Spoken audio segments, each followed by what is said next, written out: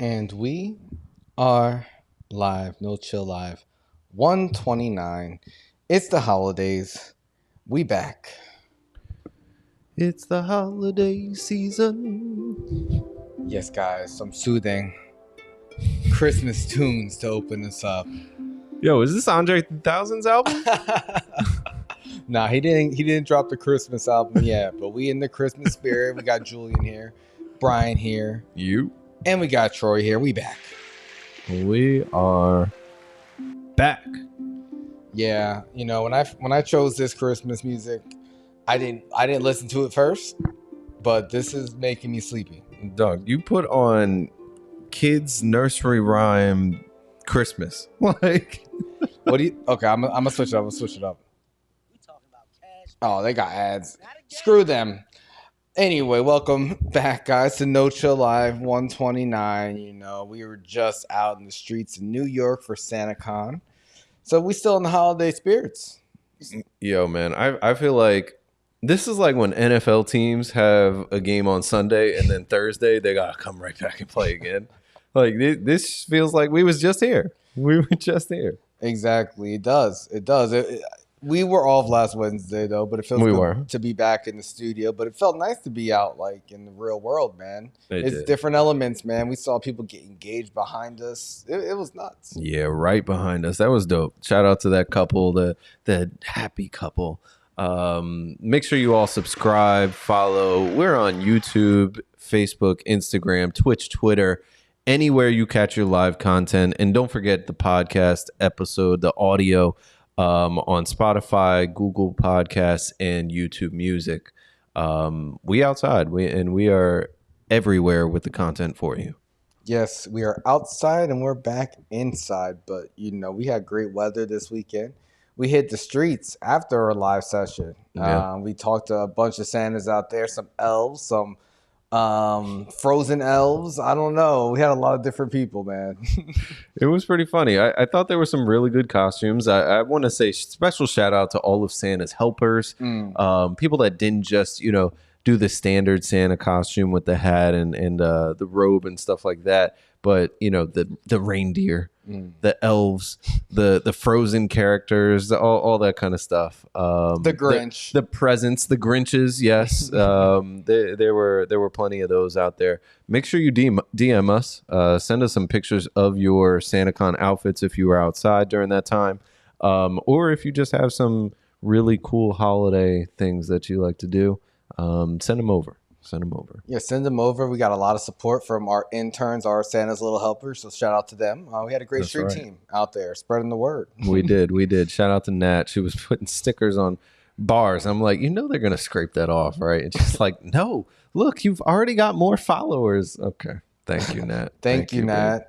She was definitely, I didn't realize how big of a Santacon fan she was, but she held it down. Yeah, she wants to go every single year, and every year I'm like, yo, I don't want to go. But we right now I feel like our track record is like every other year, every 2 years, something like that.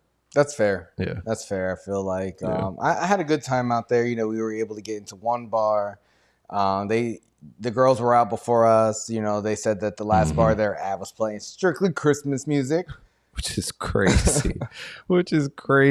And I mean, luckily the spot we were at, oh, wow. Look, your mom already trolling me, talking about Bryan. My husband said, where's your Eagles gear? Listen, my Eagles gear, I had it on all of Saturday and for Santacon. And listen, how many times do you want me to wear the same jersey? I got some other jerseys, but not right now.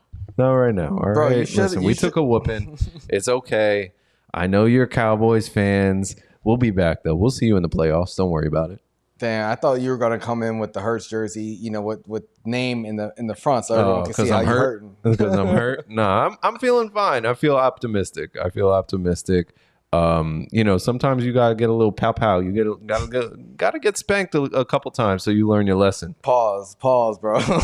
Listen, they definitely got spanked. They played sloppy and they paid the price. Pause, man. Sloppy, spanked, man. It's early. They were fumbling balls, but people were fumbling a lot on Santacon, man. Before we even did the interviews, I saw this just drunk girl stumble. You know, oh my God. I helped her up. People were turned up, man. We were asking. Some people hadn't really started drinking, but a lot of people started fresh in the morning. I know we did some shots that hurt my stomach a little bit as well.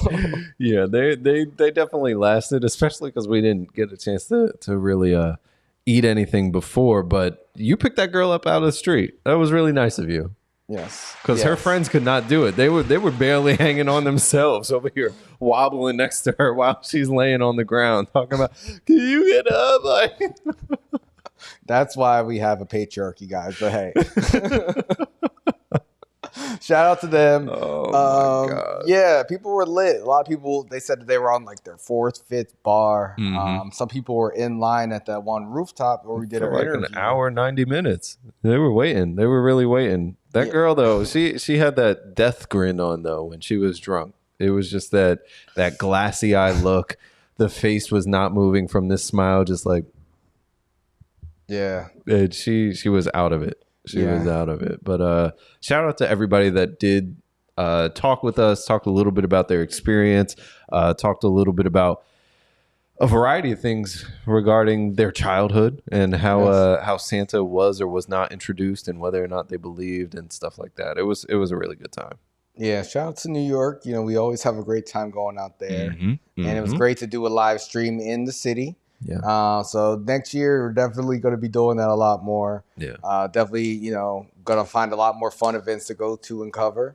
I was going to ask, you trying to run it back, you know, Santacon's in Hoboken this Saturday? No, not at all. Not at all. Listen, one time is enough for me. I feel like Hoboken might be a little bit more rowdy. I do think that there was an older crowd in New York than typically what you might see in Hoboken Santacon. There was a few old people. But no, like that was like old people. And then they didn't want to talk to us, which I was surprised by. But I mean, just like in general, the crowd seemed a little bit older, right? Those are grandparents. Of course, they don't want to be on camera, bro. They're like, "What is that? What is that thing you're holding in your hand, lady? It's a microphone." We don't want to be on the news. Oh my God! YouTube. Yo, yeah, there were some older people, but I feel like most of the people we interviewed were pretty young. Yeah. But definitely a lot of young energy out there for Christmas. You know, but when we did our live stream, one of the clips I posted was you asking like, where did you get your gifts? What were your gifts labeled to as like from? You know, you said Santa, Jesus, your parents were the main ones, and it had me thinking like, you know, Santa versus Jesus, like, who wins in the verses for Christmas songs? Like, who has better Christmas songs? Is it Santa or Jesus? Listen, I'm taking Jesus regardless.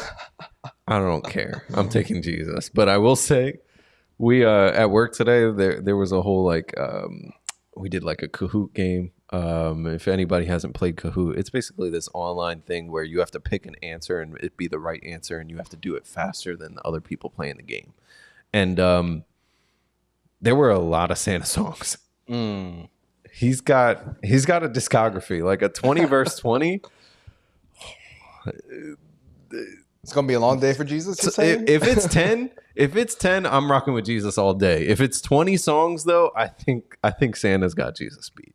Damn. Yeah. Damn. You know, I hate to say it too, man. I think Jesus gets crucified on Christmas. Wait a second.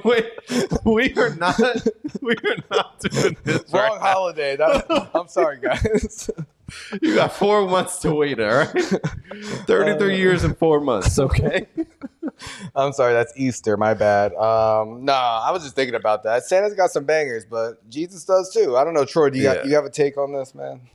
That's a tough one. I mean, I think I might have to go Santa. No offense to Jesus, our Lord and Savior, but I think Santa has a slaps. Damn.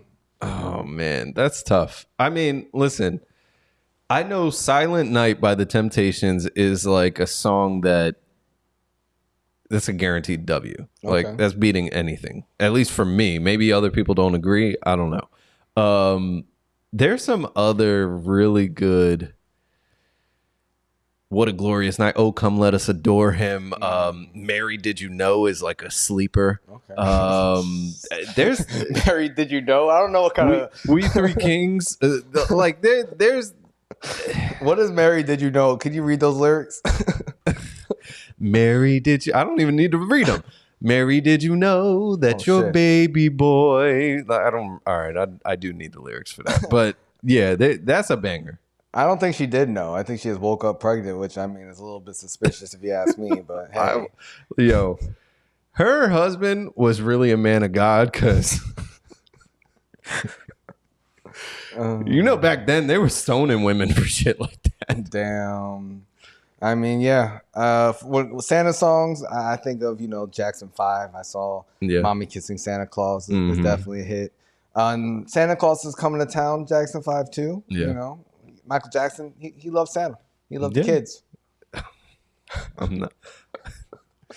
There's an alley-oop there, and I'm going to just let that one go out of bounds because I am not doing that. I'm not doing that. Okay, Mary, did you know lyrics? Mary, did you know that your baby boy would one day walk on water? Ooh. Mary, did you know that your baby boy would save our sons and daughters? Ooh. Did you know that your baby boy has come to make you new?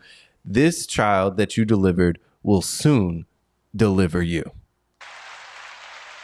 Then it goes on. Did you know he would give sight to a blind man? Did you know that he would calm the storm with his hand? Like that song snaps. Bro, I see why this is a sleeper. That shit puts me to sleep. Oh, no. Oh, my God. Yeah, I mean, did she know that her kid would be Jesus? Do you think, Joe Biden thought his kid was going to be like Jesus? Because Hunter Biden, he needs forgiveness. Oh, my God. I like that segue. Shout out to you for that segue. Oh, thank you. And Hunter Biden, man. He's a wild dude. He's crazy. Not only does he do coke in the White House, but he's like, nah, Congress wants me to come and talk to them. Fuck that. Yeah. Fuck that subpoena. No way. I mean, if I'm the president's son, I'm saying the same thing. I'm doing the same thing. I'm not playing these games. I'm going to use my nepotism to the fullest, but He did come out in D.C. and he had some words. I'm going to pull up the audio. Let Hunter speak for himself. We always talk about him so much.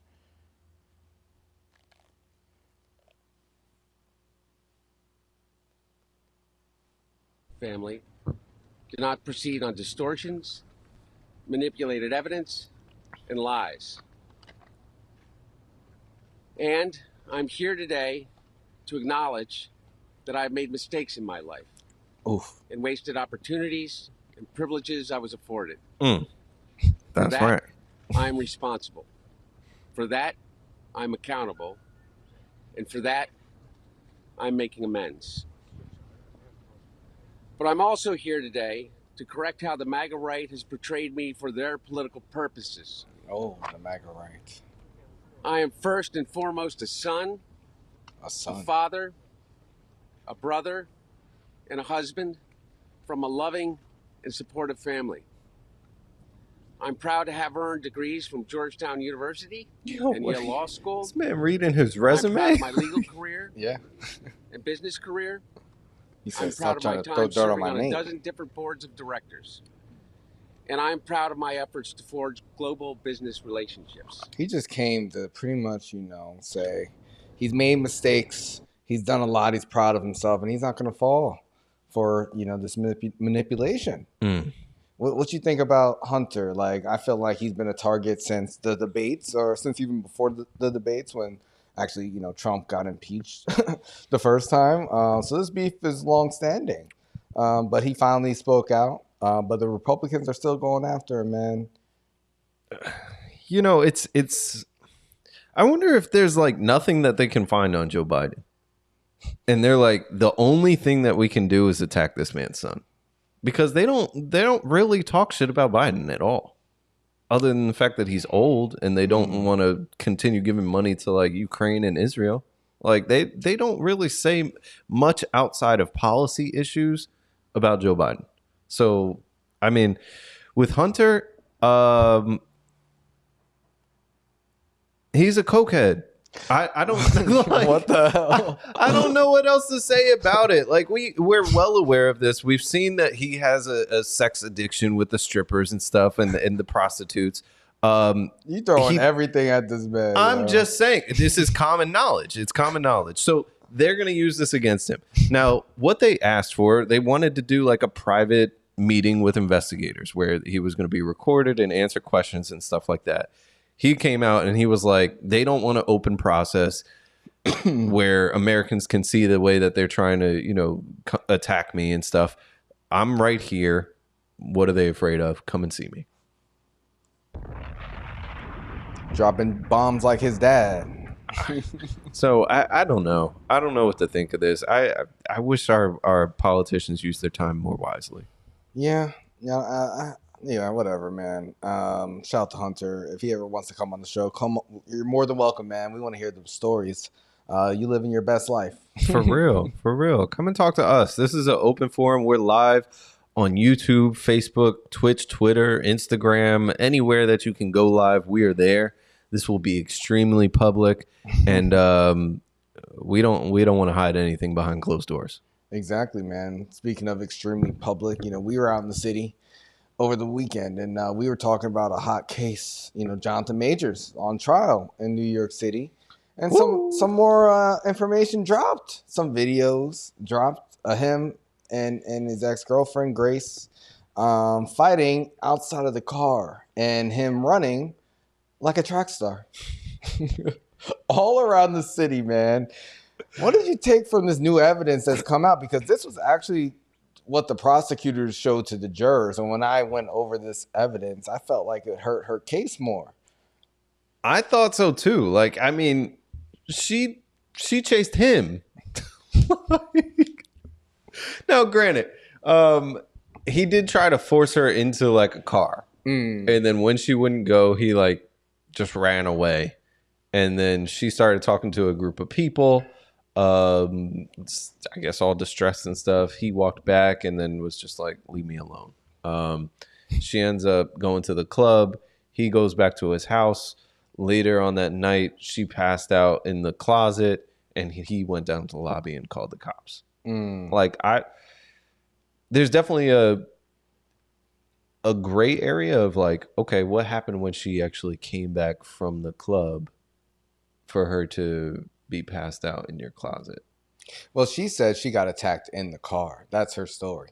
Like, well before that, right? What do you mean? So that's before he ended up calling the cops later. Yeah. When you see her running out the car, she was saying before they left the car, that's when he attacked her. But his driver or their driver, I'm not sure if it was his driver or was it an Uber driver? I'm not even sure. I don't know. It's an Escalade. I would be surprised if that's an Uber. But really, they have Uber Blacks? That's true. Yeah. The article doesn't say if it was an Uber or not. Well, the driver said that he thinks that she attacked him. So that's, and this evidence, I don't know. It seems like she was the one chasing him around. He is obviously a lot bigger than her. He did try to push her back into the car, but he did. It was a wild scene. It looks crazy. And then, the pictures of her injuries, a couple of the pictures don't really seem to show much with like her hand and her neck. But then the one behind the ear, I'm like, oh, that looks nasty. Like her ear looks messed up. Yeah. But I don't know. This is just a mess. It is a mess. They also, I think, we talked about this on Saturday about the audio of his conversation with her. They dropped that audio. So let's listen to Jonathan Majors and his girlfriend, Grace Jabari. I don't know. Let's hear, their dynamic. Yeah. What are you doing right now? Period. This is actually, period. Do you understand that? Yeah. Do you really know, baby? Do you really? Yes. Then how dare you come home drunk and disturb the peace of our house when we have a plan? I would like to get to the point where your friends know what job I'm on and go, I think Grace is going to be out of commission.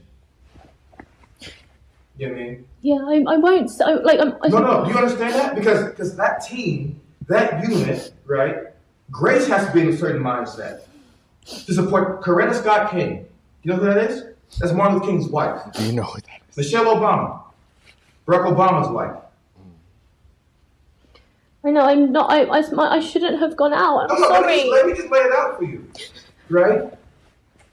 I'm just gonna say this. My temper, my shit, my travel, blah, all that said, right? I'm not saying I'm a great man. A great man. I am doing great things, not just for me, but for my culture and for the world. That is actually the position I'm in. That's real. I'm not being a dick about it. I didn't ask for it. I've worked, and that's the situation. So he says, he is a great man. He does a lot for his culture and community, and he needs a woman more and for the world. And for the whole world. He didn't ask to be in this position. He needs Coretta Scott King or Michelle Obama. So stop fucking with these white girls, you idiot. Like, well, he has now he's got Megan Good. Now he said he's a great man, and now he has Megan Good by his side. So good and great. Can't lose. Bro, like, does this new evidence change your opinion about the case? He's a dickhead, but I don't know. I don't know if he beat her up or not. I just don't know. I really don't. Like, if this is recording from when they're there, did they fight? Because she seems like she's agreeing with him. She seems like she's saying, yeah, I fucked up. I went and got drunk. Yeah. And it's similar to the story of them going out and her being drunk and going to the bar and coming home in his closet passed out drunk and him thinking that she killed herself. She also said that he had threatened to commit suicide in the past when they've had fights. So it just seems like a really toxic situation that got leaked down the streets. Troy, did this new information and evidence change your opinion of anything, or? No, I don't think it really changed much. I mean, based off of, those texts that were released a few weeks ago, it did seem like, he at least put his hands on her. Like, I don't really think that helped his case. I don't think this really helped her case. I think it's, like you guys said, a toxic relationship. And I don't know. I'm happy I'm not on that jury because I wouldn't know what to do. Yeah. It's tough. It's tough. But I did think it was funny to see him running around the city. I mean, also with her injuries, they look like they could be just random drunk injuries. It looks like it, but it's hard to tell. Of course, it's hard to tell. I still am trying to figure out like how you cut the back of your ear like that. If someone smacks you in your head, it's possible. But a smack cutting the back of your ear? Yeah. If someone's like over 200 pounds and they smack you in the head, you can get cut. But behind the ear flap? I don't know. I don't know. Like, I feel like if somebody slapped you in the side of your head that hard in your ear, you're going to have blood coming out of your ear. Like the inside, because it'll burst your eardrum or something. Not like the back. It looks like, I don't know what it looks like. None of this makes sense to me. I'm not sure, but he was running for his life. And yeah, they obviously, I don't know who's telling the truth. He's been denying this from the jump. It's definitely a nasty situation. Do you think that's going to wrap up soon? Because the prosecution, they're done. So now it's his defense team's turn. Do you think we're going to have answers by the end of the year? Well, are they going to take a recess or anything for like holidays? I didn't see that. I know they're doing that for the YSL trial. Yeah, someone got like stabbed or something. Yeah, one of the co-defendants or something like that. I don't know. I guess it depends on what sort of schedule they're on. But I will say that audio does him no favors. Yeah, I would say, well, I don't know. Because when I'm listening to that, I'm like, you know what? I agree with what he's saying. Like, you come home drunk. I'm working all hard. You got to get it together. You got to be more like Michelle Obama, girl. Come on. I think it's good. It's good audio until he gets to the part where I'm a great man. I don't want to be an asshole, but I'm changing the world and doing all this other stuff. And then tells her she has to be a black woman. Like, I think that part of it, if they would have just cut the audio, fine. But obviously the prosecution going to use the whole thing. So he doesn't tell her she has to be a black woman. He just named great black women.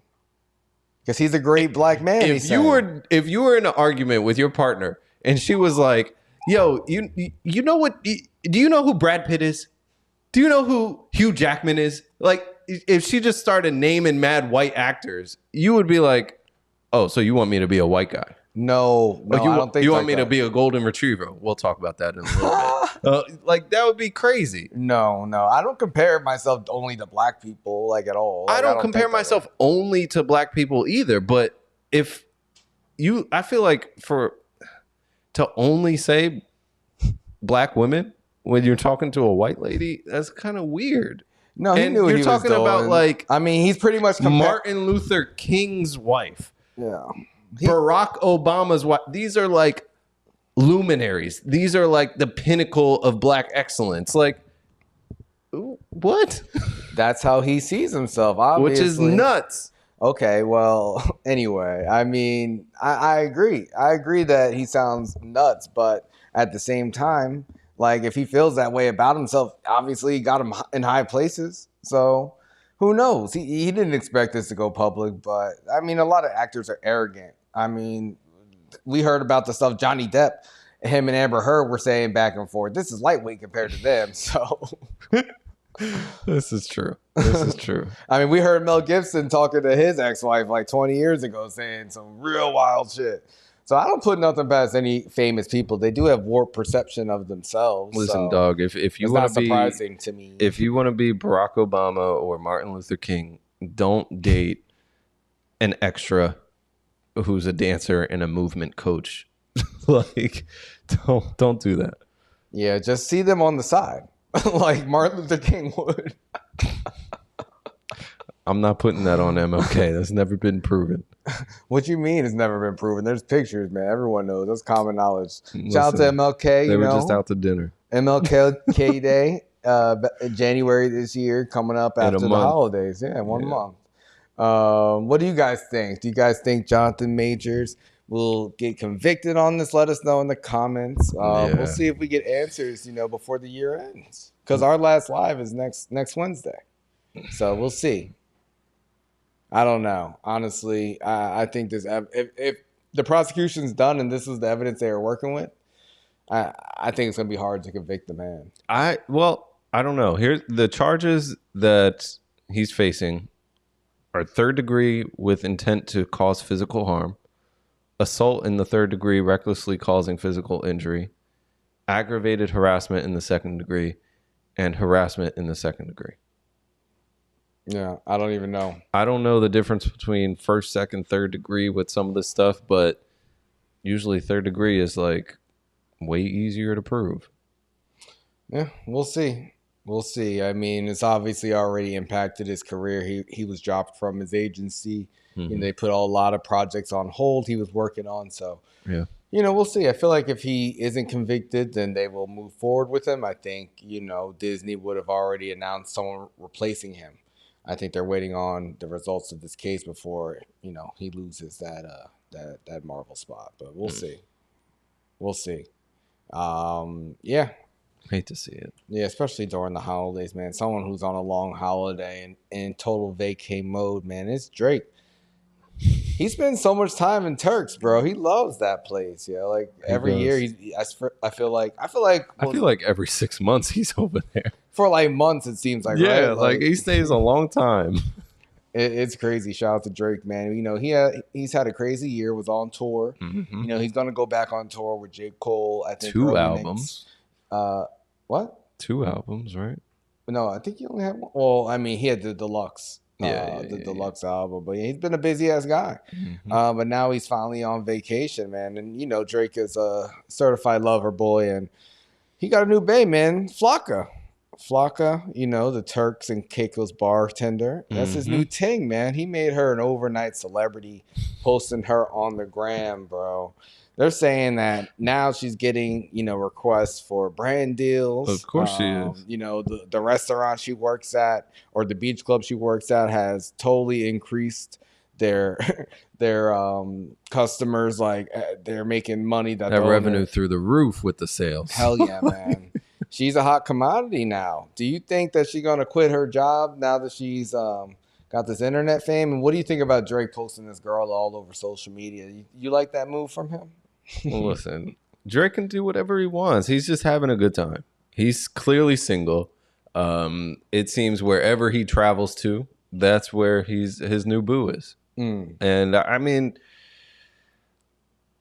But he don't got a poster though. He's posting her all over social media. He's blowing her up. Do you think he's doing her a solid? Do you think he's taking this seriously, or do you think he's only having fun?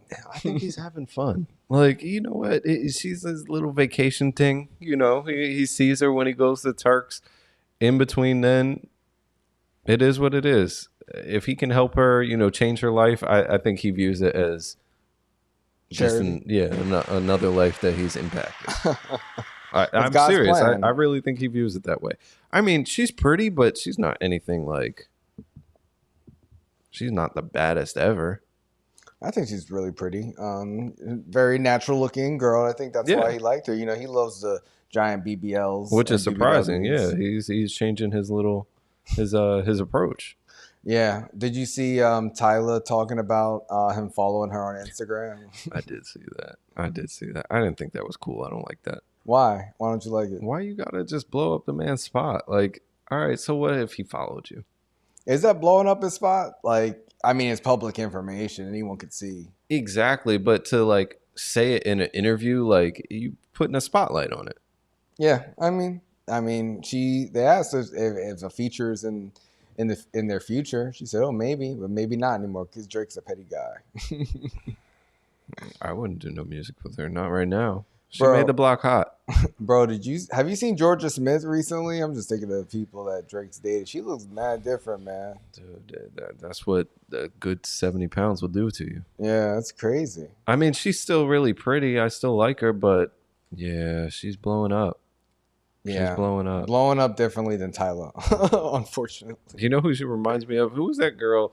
I used to be like, oh, she's so pretty, blah, blah, blah. And then she just like, she was with the body positivity and then went crazy overboard with it. I have no idea who you're talking about. It was her name started with a C. Chanel something. It doesn't even matter. Yeah. Like Drake's living his best life. I hope Flacka takes off from this. He's singing to her on his story, his own songs. Drake is so fucking cheesy, yo. It's hilarious, but I don't know. I feel like if I was rich and famous like Drake, I feel like I would keep everything low. I don't think I would put a spotlight on any of my shenanigans like he does. But hey, we're talking about it, you know. Like he keeps himself in the news cycle one way or the other, and at least he's giving away some charity to Flacka. Yeah, he's giving her a lot of business. She's an assistant manager at Noah's Ark Beach Club. Oof. Nice. I would go there. Me too. What do you think about because you know he met her as a bartender. What do you think about picking up like people at work? Like if you're on vacation, you see a hot bartender. Like do you feel like okay, maybe I'll make a move? Or are you like, okay, they're at work, I'm not trying. When I used to be in Puerto Rico for one of my other jobs, I would try. I would try. That hotel that we would stay at, they always had the baddies in there, and I was definitely trying. Yeah. I got a number one time, but we couldn't set it up before I left, and then after that, I never hit her up. But it's I feel like it's difficult. Yeah.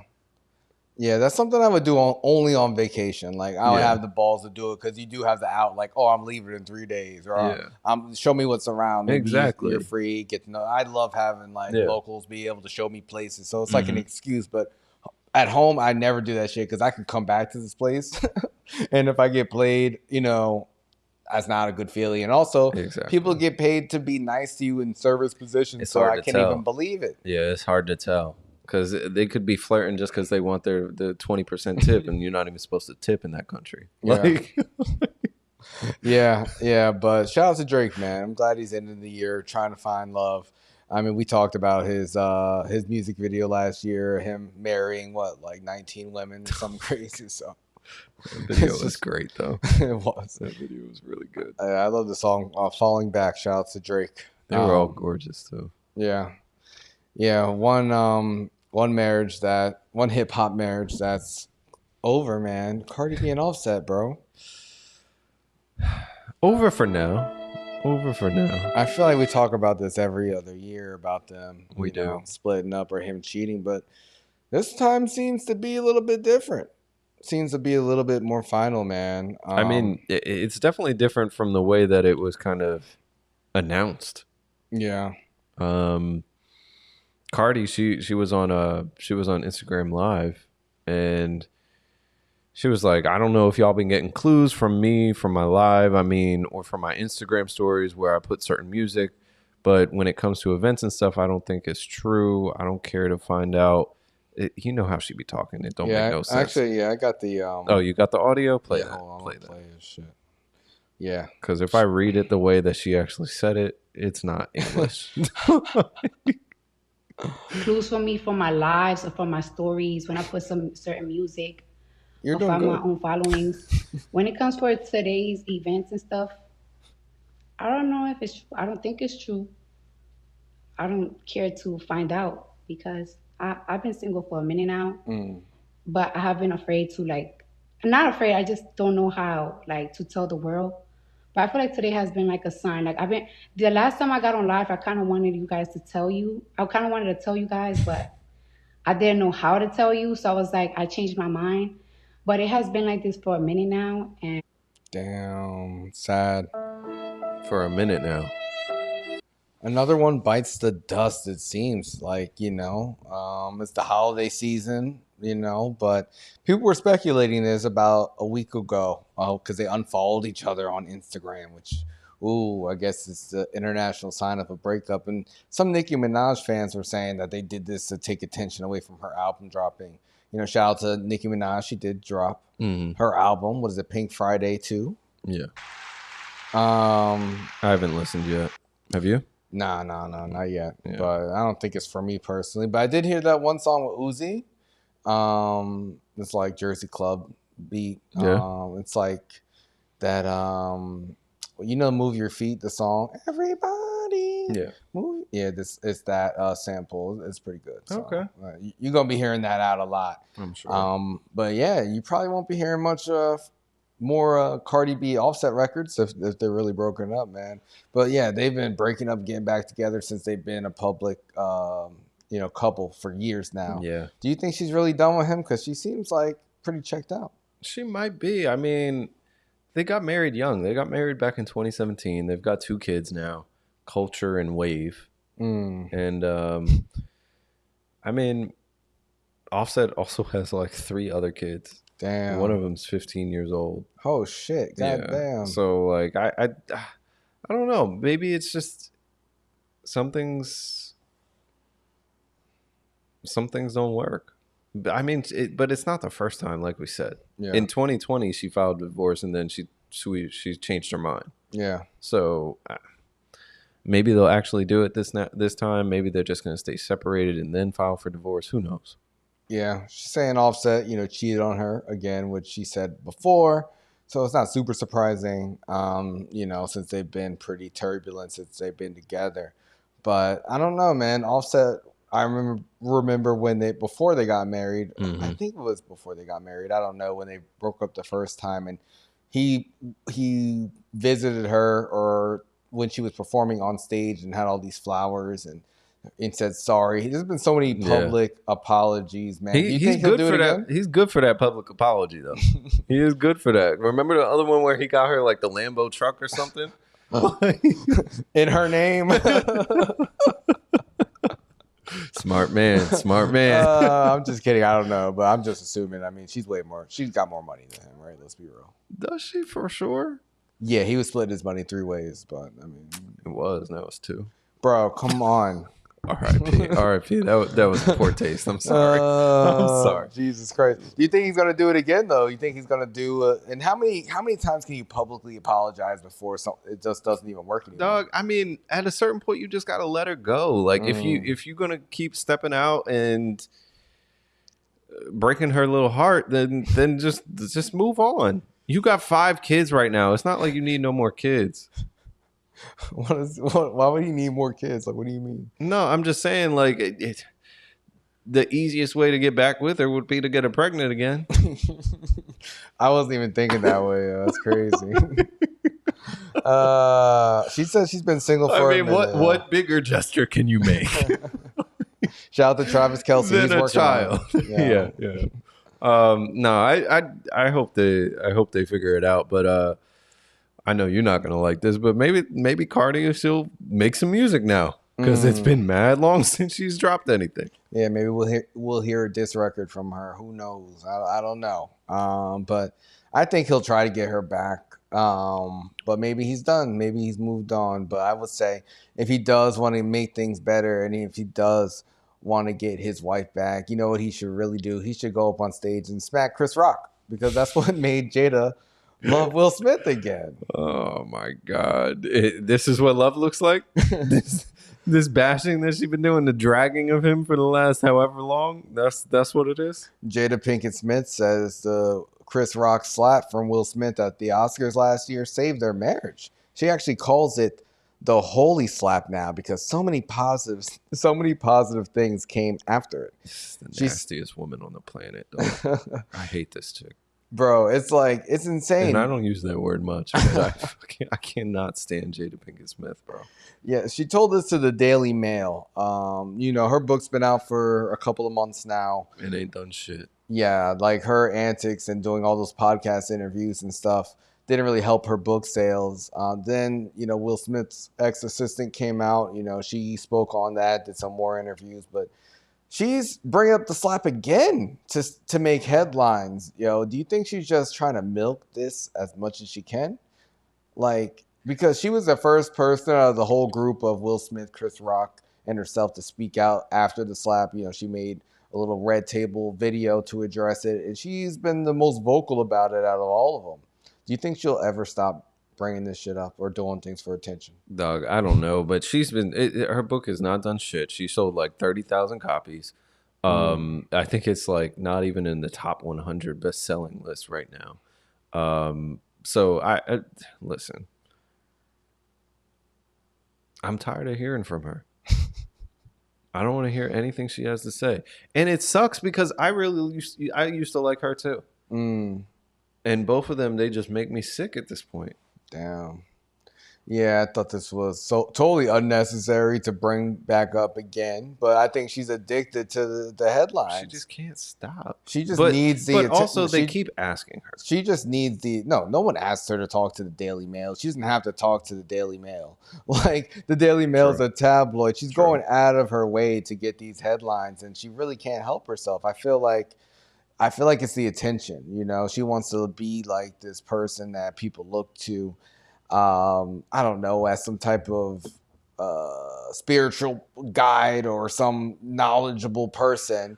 You know, she has an inflated sense of self, kind of like Jonathan Majors, but he's actually a good actor, so there's a difference. I don't know. I got no words. I'm tired of it. Jada, go sit down somewhere. We'll fucking make a new movie that's good, please. Yeah, she's gonna mention the slap again, you know, sometime around the Oscars. She's gonna do the first anniversary of the slap special. She's definitely, she is who she is.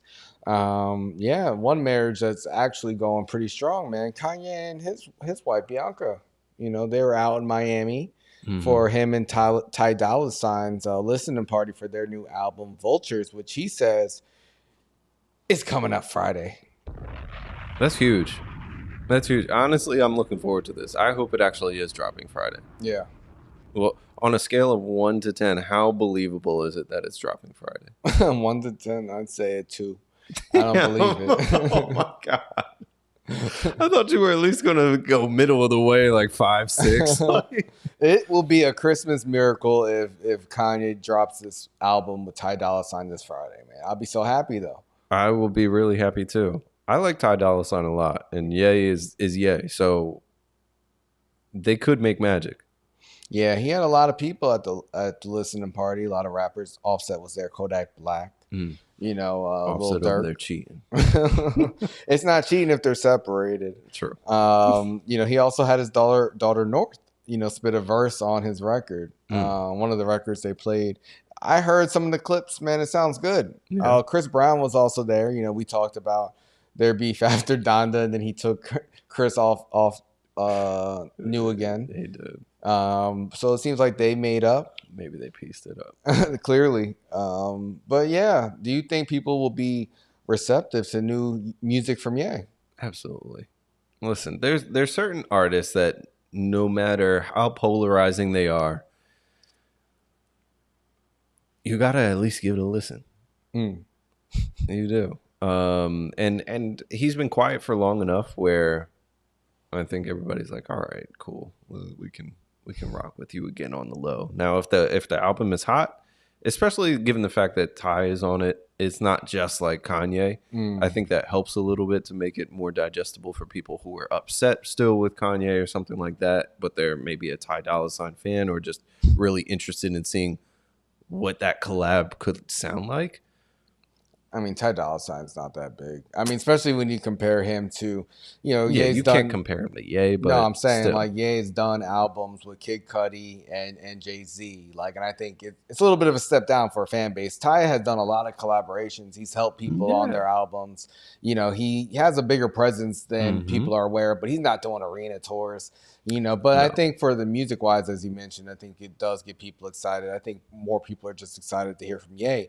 And also from what you told me, those Adidas raffles were gone. Like you couldn't get Yeezys this year. So clearly people are still Yeezy is still in demand. Speaking of those, they there's rumors that they're going to do another one though in the spring. Oh shit. Yeah.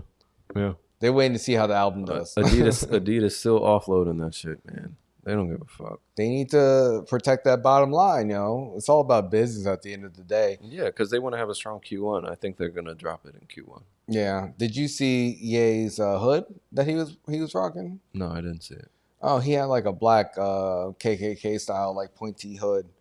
He was rocking at the listening party. People were talking about that.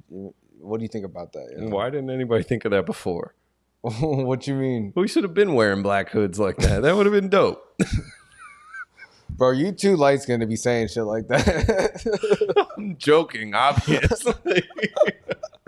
I didn't even see it, but I mean, listen, Ye has always wanted to do weird stuff like that. Yeah. I mean, he had people wearing homeless clothes like it was fashion. So I'm not surprised by this. Nah, nothing he can say or do could surprise me at this point. But I am looking forward to the music. Troy, are you going to give it a listen when it comes out, or are you going to pause on the new Ye? No, I'll definitely check it out. I mean, the features seemed interesting. I know recently, at least for me, Kanye's music hasn't really been, my thing. But I'll usually at least give it 1 or 2 listens to really form an opinion for myself. Nice. Yeah. I think that's fair. I think that's fair. Give it a shot. If it's good, we gonna hear it everywhere. Yeah, you already know. Yeah, I'm excited if it happens. I'm not holding my breath though. He's notoriously pushed his albums back or just never released projects. One song on this album, which is with Ty Dolla $ign and Nicki Minaj, was supposed to be on Yandhi years ago. New Body. It's finally going to be on this album. Hurricane, which was also supposed to be on Yandhi, ended up on Donda. So So it's just okay, if he just changes his mind, who knows if we'll ever hear this? But he's been working on it with Ty all year. It seems we've been talking about this for months. Yeah, he had his own compound in Saudi Arabia that looked amazing. The thing looked like Dune. Yeah.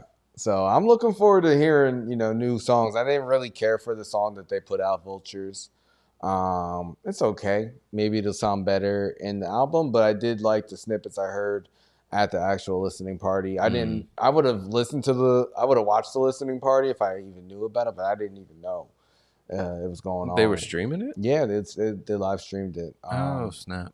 So yeah, missed that, but yeah, shout out to Ye. Hopefully next week we could have a review, before the end of the year.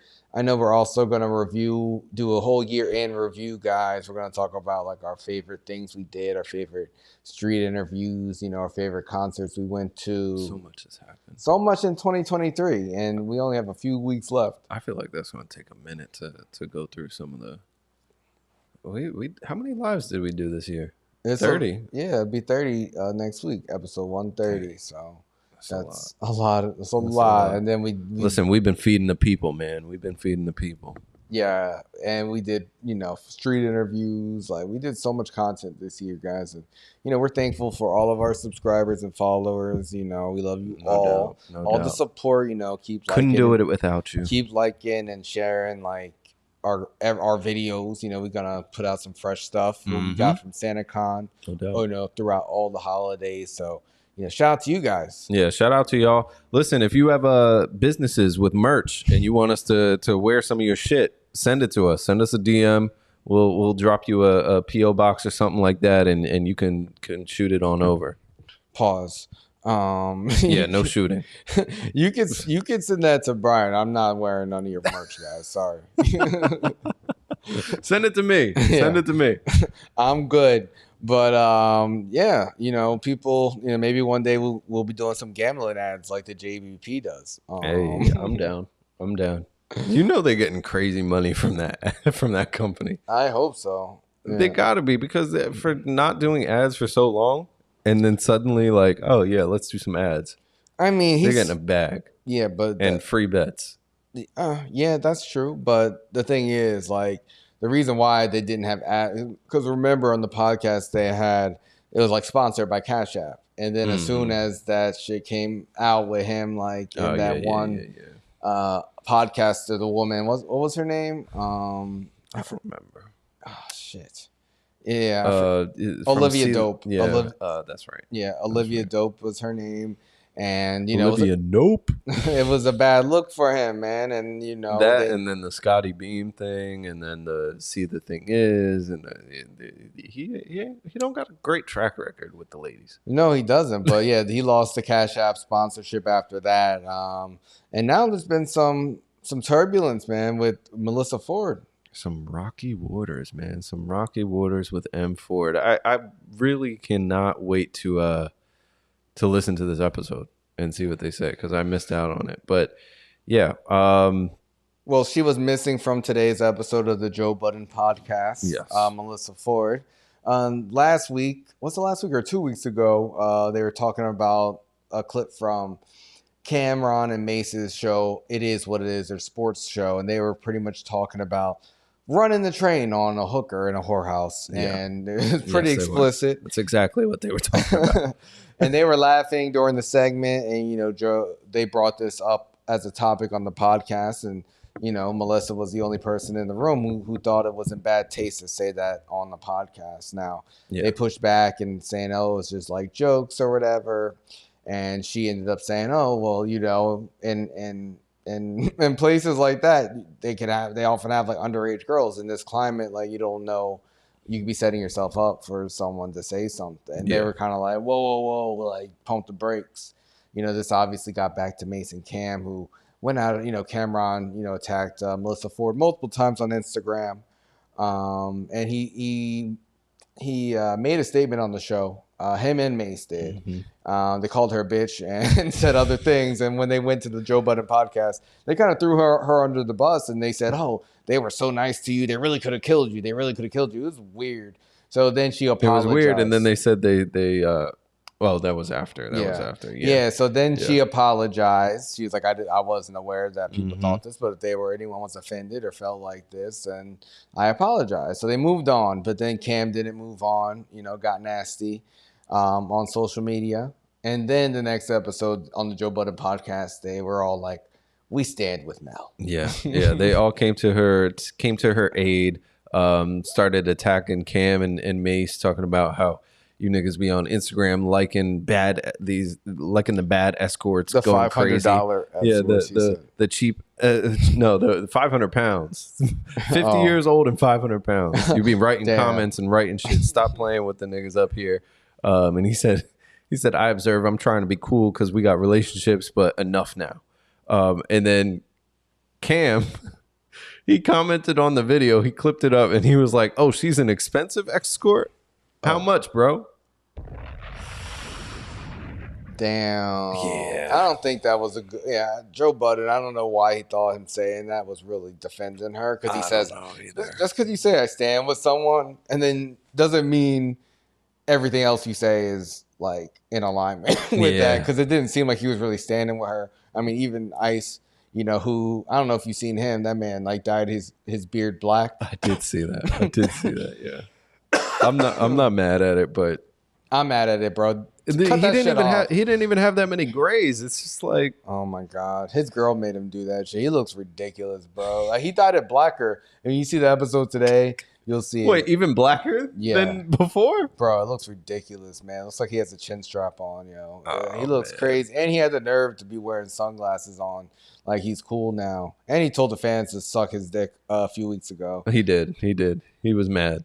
Yeah, he's a real loser for that. But you know, Mel, she was off the episode today. People are thinking she quit. Do you think she quit the show, man? I don't think she quit. I would be really surprised if she quit. If she quit and they left an empty chair up there and didn't say anything in this episode about the fact that she wasn't there, that would be coward behavior. That's weak. But I think maybe she's just taking a little bit of time, mental health. I think it was symbolic that they still had Flip's chair and then he just took her spot. I don't think she quit. Could be some legal stuff. But I would be surprised if she's going to renew her contract. Yeah, it could be some legal stuff on why they didn't talk about her because, you know, she might have a case. I mean, she will definitely take a motherfucker to court. He has a history of, you know, dealing with these issues in the workplace with women. And also she has a history of suing. You know, she sued NBC when she was on Bravo years ago when she got hit in the head with the bottle. So. Yeah, she got her ass beat. Yeah, so like that was definitely warranted. Go get your coins. For sure. And someone could think this was warranted too. So they might be just watching their words because they don't want it to all go down. So maybe. I don't know, man. I definitely feel like they threw her under the bus with that whole thing. And, you know, Joe's doing things for clicks, I feel like, so he can buy his chick a Rolex. I don't know, man. He's trying to get the bump in ratings and subscriptions. Yeah, I don't know. I hope they figured his situation out. Yeah, man. Joe also called out Adam 22, man. We were just talking about Adam and the reality show with his wife Lena the Plug, and that's right. Who won that? Lil D won the threesome with Lena the Plug. Yes, he did. They all walked out holding hands. Wow, holding hands. Oh man. And Joe Budden pretty much called out Adam. He said, "Oh, his marriage is fake." He was like, "It's not really his wife. It's all for show." Yeah. And Adam had some choice words for Joe Budden. He did. He was like, I mean, I live in the same state as my wife. Oh. And he definitely threw a couple of shots. He threw a couple of shots at Joe. I don't really care about this either way. I think Joe is using Adam for the content because it is comical. He was trending on this, and it's easy. It's an easy thing to talk about. Yeah, I think it was a low hanging fruit. Yeah. I feel like Joe is. I don't know. He's getting insufferable with his talk. Like honestly, I just feel like he's asking to be humbled more. It's like after he got punched in the face and got security, now it just seems like he just has become so much worse. He just talks so much shit about how much money he makes, and it's just kind of really lame to me. I don't know. It kind of feels like he's going trying to his too head hard a little bit. Yeah. He's feeling like Johnathan Majors. I'm doing things for the culture, for the world, and you need to be. Yo, for real, 100%. I mean, I understand, you know, smelling yourself, feeling yourself a little bit, but you know, you gotta be a little bit more self-aware. He's not self-aware at all for someone who reads all the comments. Because like Adam was like, what does he know about a healthy relationship? But at the end of the day, I wouldn't want to be in either of their shoes. Yeah, no. It's like, you know, Spider-Man pointing at Spider-Man. I think they're both in on the media games, and you know, they never take it too far. I think they just kind of like poke and prod each other. You know, I mean, if you had to pick, I would definitely still pick Joe Budden's shoes to be in. But yeah, it's weird. It's weird. Marriage is a different animal. I will say that, and yeah, I wouldn't want to be pimping out my relationship that much on that scale. It's crazy. But they have a kid together too. Yeah, they're parents. These imagine those being your parents. I mean, at least they have money, but it's not worth it. I wonder how they like plan these sorts of things. Like, listen, Cocaine. We got to take this platform to the next level. We're going to make a reality TV show where guys compete so they can have sex with you. I mean, they said to TMZ, they said they have threesomes all the time, so it's not that foreign to them. Yeah, but before it was with women. Now it's like they popped Adam's cherry of letting her fuck another guy, and it's just like... Pause, man. They popped... What? Listen, I don't know what goes on after they cut the cameras, but I'm just saying, something got popped, and he has not stopped since. Oh, my God. And they seem to only pick the black guys, so... They know what the algorithm wants, man. You mentioned interracial porn, and... True. That's true. And man. He's Captain Cuck. Shout out to Ian Garry. Ian Garry said he's in fear for his family safety over here in the U.S. I don't think he's doing the media, which I think is a bitch move. But hopefully he does do the press conference tomorrow. He doesn't want to get roasted. Every guy that he's going to possibly fight is going to talk about how he's a bitch for taking another man's last name. Yeah, amongst other things. But hopefully he shows up. You know, UFC 296 is this Saturday. Really stacked card. Last UFC event of the year. Yeah, I mean, that shit's weird. I'm looking forward to it. If he does join the press conference, we're definitely going to talk about it next week and see how he does in the fight. But you know, Oprah's been fighting up and down battle for her weight loss her whole life. Stop it. She has. She has. She's own. Is she the owner of Weight Watchers? I know she has a lot of ownership. I think she's got a stake. Yeah, she has a stake in Weight Watchers. So when she was on a call with the Weight Watchers CEO earlier this year, they were talking about Ozempic and those pre-diabetic weight loss medications, and she said those weight loss medications like Ozempic and Mounjaro are the easy way out. This is on the corporate call with the CEO of Weight Watchers. So she's talking shit because now she's telling People magazine that she actually filmed this series over the summer called Life You Want, The State of Weight. She taped it in July, where she realized she wasn't to blame for being overweight, noting it was more about the brain than willpower. And she admits that she's been using weight loss medications, and she has lost 40 pounds, man. She actually looks really great.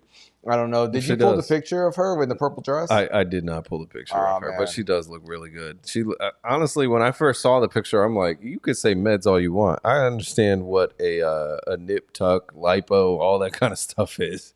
But she looks really good. For 70 years old, she looks better than she's looked the last 20, 30 years. Yeah, man, that's that billionaire glow up. But she's been a billionaire about as long as I just said. Yeah, but these drugs just came out, bro. Do you think this is going to hurt Weight Watchers stock? I mean, her admitting this in the public. I mean, especially when she was vocally against it. And is Oprah a hypocrite? I mean, you were pretty critical of people taking these drugs too. You thought it was the easy way out. I do think it's the easy way out. If you want to lose weight, do it the healthy way. How do we know this isn't healthy? Maybe it is, but I'm just not a huge fan of taking additional drugs because something like this, the pharmacy companies, they do it because it's a business. They're not doing it because they really want you to get better or anything like that. If they really wanted that, then the shit would be free. So I just think there's always an ulterior motive with them. They want you to take these drugs, and you don't know the long-term effects. I'm just not a huge fan of taking a lot of drugs. Yeah. I mean, I feel like most Americans are on a bunch of medications, especially older Americans. You're talking 60, 70-year-olds. They're probably on 5 to 10 medications on average. For sure. My parents now, they finally signed up for one of those things where they send you the medicine already packaged up, like your daily medicine that you need to take. Oh, nice. However many pills are put together in a little plastic baggie. You just rip it open, boom, you're good to go. Before, they were over here sorting through the Monday, Tuesday, Wednesday. Damn, that's a good business. I should have started that. Sort out your pills for you, but I feel like it's certain liability. You probably got to be an actual pharmacist. Oh yeah, it's still a pharmaceutical company that does it. It's just like they package them up for you ahead of time. Yeah, damn, that's pretty cool. Yeah. But yeah, do you think that she's a hypocrite now that she changed her mind? She's a hypocrite, but she's 70 years old. Do what the fuck you want to do. You're a billionaire. Like who created these guidelines that you have to stick to just because you own some company or because you said, oh, I would never do something? All right, never came. Like, she's definitely a hypocrite, obviously, just by definition. I just have a problem with what she's saying because she's pretty much saying, she's like, oh, that she wasn't to blame for being overweight. She's saying it's more about the brain than willpower. And with the new that's full of shit. She's saying, like, with the new mindset, the weight loss meds are a healthier alternative for her rather than yo-yoing. So it is brain power? And and she takes the medically approved drugs as and when needed. So I'm just like, dude, it's the drug, it suppresses your appetite. So it is a chemical thing. Mm-hmm. But without that drug suppressing your appetite, it does require willpower to not give in to eating the cookies, Oprah. Like, you fucking grown as hell. Stop acting like you weren't the problem, bro. Come on. People don't have discipline. It's okay to take that route, but I think she was right in the first place, saying it was the easy way out. Yeah, I could understand if you have like a thyroid problem or like something else that causes you to have issues with your weight. But other than that, you should be able to mind over matter. Now, if you just don't want to do that and you want to take the pills or you want to get the surgery, fine. Just call it what it is. I would take the shot if I was a little overweight. Troy, would you ever do that, or would you just get it done? If I get really big, I would definitely take the shot. But I would I would think I would have more respect for the people who, put in that hard work, the mental willpower and all that stuff. I think I like that more. And if you're not going to do it, then don't lie about it. Don't act like you did all this hard work when you're taking pills and stuff and making it seem like you're better than other people. That's the part I have a problem with. I just wonder, like, is this really something that is a permanent fix? Or you, like she said, you have to take the pills anytime you need it. So you go up 5 pounds, I got to go back to taking the pills. Or is it like when people got the fat surgery where that like supposed to make your stomach smaller and then they still get really big afterwards? Like it wears out or something, or your stomach just like that half that they closed off, the other half starts getting big too. Like I don't know how it works. Yeah, I don't know either. I think if you are pre-diabetic, which most people who are overweight probably qualify for that. I mean, honestly, they probably go hand in hand. You probably qualify for the medication. I would be concerned about the long-term effects, but hey, if you're overweight, I think being, getting your weight under control however you can is fine, especially if you got a lot of money. But I think Weight Watchers is definitely going to take a hit for this, because who the fuck would believe that's going to work when Oprah's sitting up here, doing a 180 on it, making content out of it? She don't care. She don't care. Of course not. Of course not. But I will say, man, one person who might need Ozempic, man, Zion Williamson, bro. He's looking heavy. And they should have been looked into that for him. They should have been looking. Yo, bro, you were pretty critical of Zion over the summer when news broke about, him being a dad and having the drama between the porn stars on the internet. Now the season started. He's played more consistently than he has in a long time, but he does have a dad bod, man. And he got a monster bod, bro. Pause. Yeah. Stephen A. Smith, man, he called him out, and of course, I feel like we always pull audio from Stephen A. Smith recently, and he's been on fire because this also comes from his podcast. So he saves the good shit for his own shit. So let's hear him. He looks fat. That's all he said. That's my brother. You've been in the news for some other stuff. Your proclivities and who you want to mess with and all that other stuff is your damn business. Proclivities. All of that, but this is necessary. Zion Williamson went to the free throw line the other day en route while LeBron James had dropped 30 in 3 quarters and had completely dominated and looked in peak physical condition and looked like an absolute stud and superstar and marquee. Zion Williamson, who's more than 15 years younger, but 40 pounds heavier, at least, went to the free throw line. Ladies and gentlemen, I saw a belly. A belly. That's a great movie. Like when he took a deep breath, his belly bounced. That kind of belly. I mean, damn. Damn.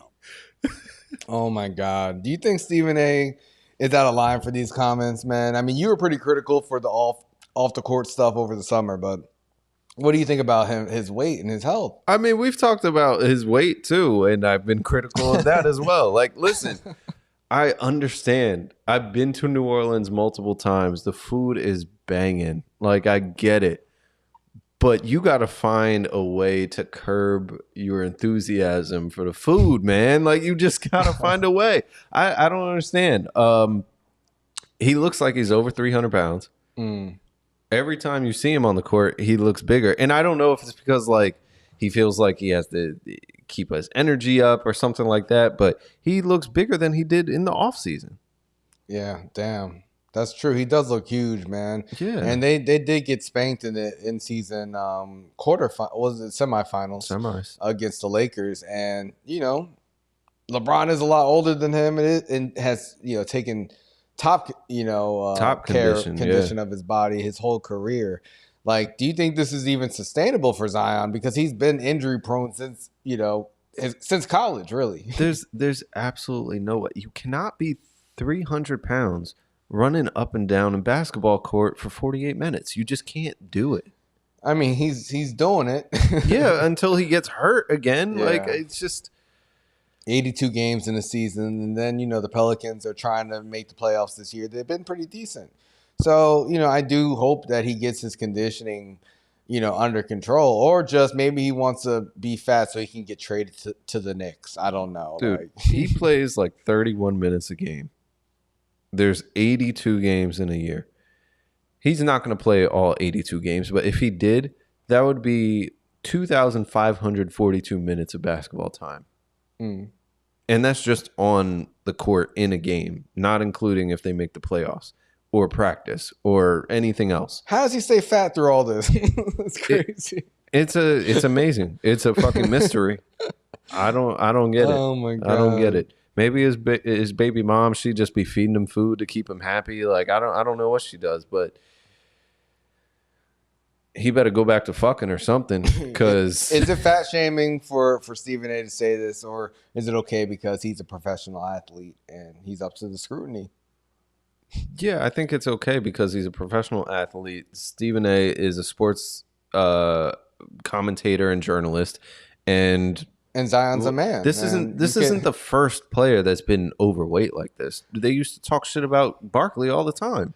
Yeah, and then he got his weight under control. But it's a different time period now. But I think also because he's a man. Like, you could body shame a man all day long. We all saw the Rick Ross and Lizzo meme. Like, it's different when it's a man you criticizing a man's weight. But with when you can't do that to a woman, even if she's an athlete, you're out of line. My thing with Ross, like, you can't be that fat and have like twig legs, dog. Like, have you seen his legs? It looks like my legs on like a 280-pound upper body. Like, it's crazy. Yeah, bro, it looks like an ice cream cone out there, bro. Oh my God. I do feel like people with body dysmorphia, like when they look in the mirror, I feel like they hear Stephen A's voice like in their head, like, oh, I see a belly, like no matter how they look. So it's a real thing. Like, hopefully he gets his conditioning under control. He is an NBA heavyweight, man, and another NBA heavyweight, the heavyweight champion of the world in the NBA, Draymond Green, man. He just knocked somebody else out. Oh my God. Last night, he knocked one of your guys out, man. Nurk, or one of your ex guys. Shout out to Yusuf Nurkic. He took that on the chin. Pause again. Something's got to happen with Draymond. What? He's got to be. Honestly, if I was Adam Silver, I would look at the track record of Draymond and say, listen, I'm going to suspend you for 30 games. Damn, 30 games of Ja Morant treatment. Dog, he has kicked people in the nuts, stomped on people's stomachs, putting people in headlocks, punched his own teammates in the face, and like sneaking them. Like, what has Draymond not done that is outside the limits of basketball at this point? I don't know how you try to teach him a lesson, especially somebody that's been in the league for over 10 years at this point. He's a veteran. He's a champion. And this is what he does. He's an enforcer. There's a difference between enforcing through like tough fouls. You can get a flagrant, but this... It's too flagrant? It's an immediate ejection for him. Like, I just don't understand.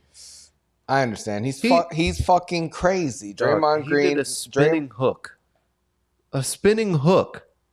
He wasn't even facing Nurkic and turned around and snuck him in the face. Yeah. It's what he does, man. He's a killer, man. I said when we were getting ready for the show, man, he's undefeated this season. You know, he has a submission headlock against Gobert, and now he has a knockout against Nurk, man. He's a submission artist and a knockout artist, bro. Like, I think Draymond, when he's done with basketball, he should do MMA, bro. I would pay to watch that shit, 100%. I would pay to watch it too, but there's no way.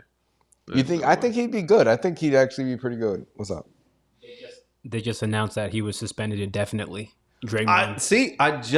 Yep. Damn, that's crazy. He has to be. It had to be that. Indefinitely. Wow. So you think it's going to end up being like 30 games or so? Or he might not come back until March. Oh my God. Yeah, when he does come back, they should wheel him out like Hannibal Lecter. Like the whole straight jacket and shit over his face, the muzzle. That would be goated. That would be goated if they and you're like, if they do the announcement with his number and everything, and then he comes out with the straight jacket, that would be break the internet. Hell yeah, man. They got to bring him back like that. He put fear in the heart of a lot of NBA players. Not be afraid of him too, swinging around like that, choking people out.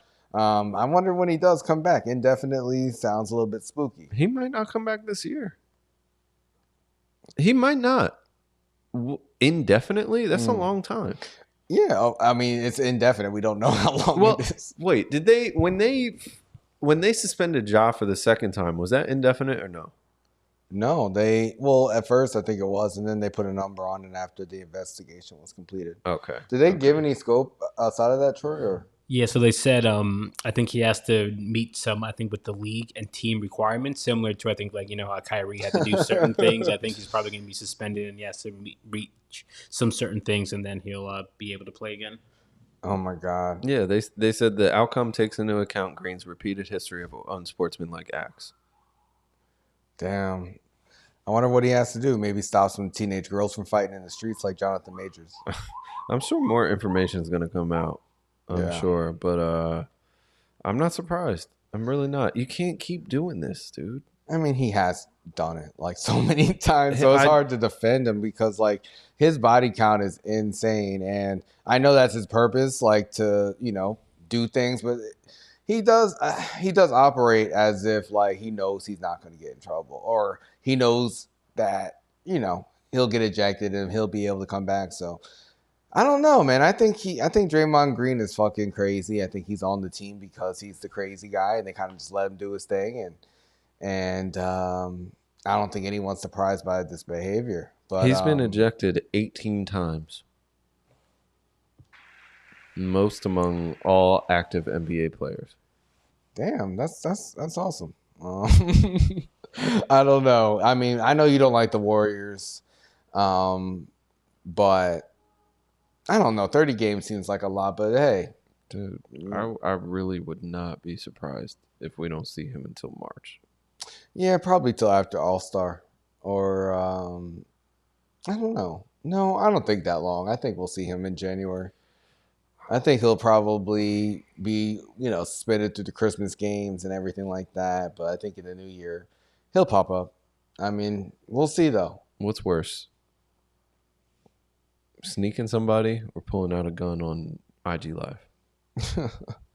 What? I mean, listen, those are two totally different things, as I said before. Of course, they are. I'm just saying, which is worse? I don't know. I mean, I feel like people get, you know, hit and shit all the time in basketball. You know, it's on the court. It's not something outside. Yeah, John Morant right now is in court talking about why he pulled a gun on a teenager. When isn't Ja supposed to come back like right, for the Christmas game or something like that? Nah, he got 30 games, so... No, it was 25. Was it? Yeah. Maybe. I'm not sure. But yeah, 50 Cent said Draymond is his favorite ball player and something really is wrong with him. So I think Draymond's fucking nuts too. Honestly, I think he's really fucking crazy. Shout out to 50. But yeah, shout out to LeBron. He won the first in-season tournament and, popped champagne. Boom. Celebrated like they won the World Series. They really did. They beat the Pacers, who had a really good run. It was a pretty close game, but the Lakers were leading for a lot of it. Yeah. Could never close the gap. The Pacers couldn't. But yeah, the Lakers won. They won $500K for all the players and coaches. And LeBron gets to add this to his resume. He was celebrating as if he already owned the Vegas expansion team. Like, it was all written. Yeah. What do you think about the celebration, man? And now the in-season tournament's over. How do you feel about it? Because we were kind of confused throughout the whole season about it. I like the idea of the in-season tournament. I still don't like when they have it, considering it's like so early in the season.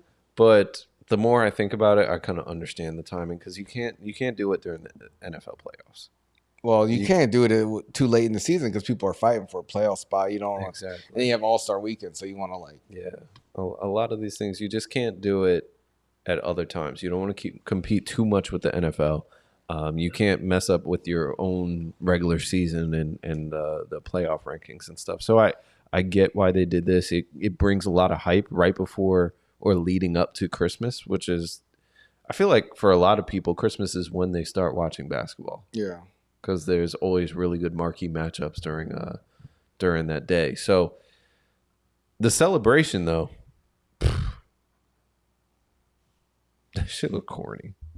I'm sorry. It did. It looked pretty. I mean, whatever. I would have celebrated too. I would have too, but I'm just saying it looked corny. Like, all right, y'all played what, 8 total games? Yeah. I mean, this is just an extension to the bubble ring, I think. It's the same type of thing, if you ask me. Gimmick. But it was fun. Because it doesn't mean anything right now. Give it like 20 years of in-season tournament, then people will care, like, oh, this matters. But right now, it's the first one. Nobody gives a shit. Yeah, I think it was pretty cool. It was a big ass trophy though. Yeah, it was a fun experiment, first time thing. I got excited. I went to one of the live games. The Knicks made it to the knockout rounds. They lost to the Bucks. Got 145 points put on them, but the Pelicans also got spanked too. So it was just kind of, that could happen these days in the NBA. The games were competitive. Yeah, someone could teams could just hit like 20, 30, 40 threes or some shit, and you'll be down fucking 40, 50 points. But I found it exciting for the most part. I think it'll be fun, way to get people engaged earlier, as you said. Yeah, man, NFL is, pushing to that playoff time, and it is. Temperatures are rising, bro. And, Pat Mahomes had a fucking meltdown, man. They lost against the Buffalo Bills on a penalty. They had a freak trick play where, he passed the ball to Travis Kelce, who passed it to someone else behind him and ran in for a touchdown. But one of their players was offsides on offense, which I don't think I've ever heard anyone call that penalty, but they be calling it randomly. He was clearly like way over the line of scrimmage. So, but Mahomes, man, he lost his cool. Totally lost his cool. Taylor Swift was at the game. She consoled Travis Kelce afterwards. He put his head in her chest and cried himself to sleep. Oh, man. Good for him. Good for him. But yeah, Mahomes was pissed, man. What did you think about this and the meltdown? I bet Taylor Swift, she smelled like cash. But I thought this was a bitch move. From who, Mahomes? Or I really did. From Mahomes. Oh, okay. I really did. I thought this was weak. Like, listen, you ended up in the position where you had to make a play. Your player was literally, his foot was past where the ball was. Like, that's offsides. I don't know what to tell you. Like, does it suck? Yeah, but you guys made a mistake. You were in a shitty position, and you lost the game because of it. You've seen bad calls before. You saw a little tug of a jersey in the Super Bowl, and the Eagles lost because of that bullshit. So I don't want to hear it. I have no sympathy for it. You guys haven't played that great all year. You're 8-5 or 8-6 right now, and you gotta take a look in the mirror. Yeah, That's my thoughts on it. Yeah, I don't know. It was kind of uncharacteristic from him. I think all the Taylor Swift pressures get into his head. I mean, they're just not.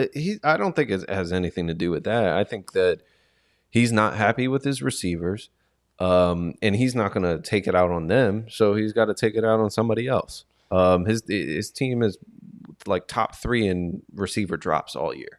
And then you got one of your receivers doing a dumbass thing like being offsides. Like, what can you do? You know, both Kelsey brothers lost this weekend, and one of the Eagles receivers, AJ Brown, man, he did something stupid too.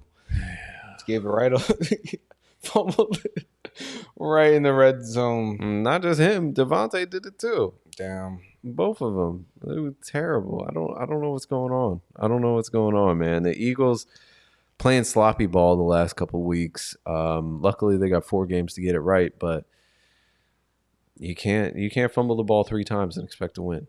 Not on important drives to start the first quarter, start the second half, and then start the fourth quarter. Like it's bad. It's just bad. It's all good. It could be worse. Unfocused. Could be a Jets fan right now. You think Aaron Rodgers is going to come back? Because they said he's cleared, right?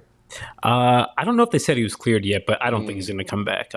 Zach Wilson did look pretty good, though, on Sunday against Houston. They have the number 1 offense, and, the Jets locked them down.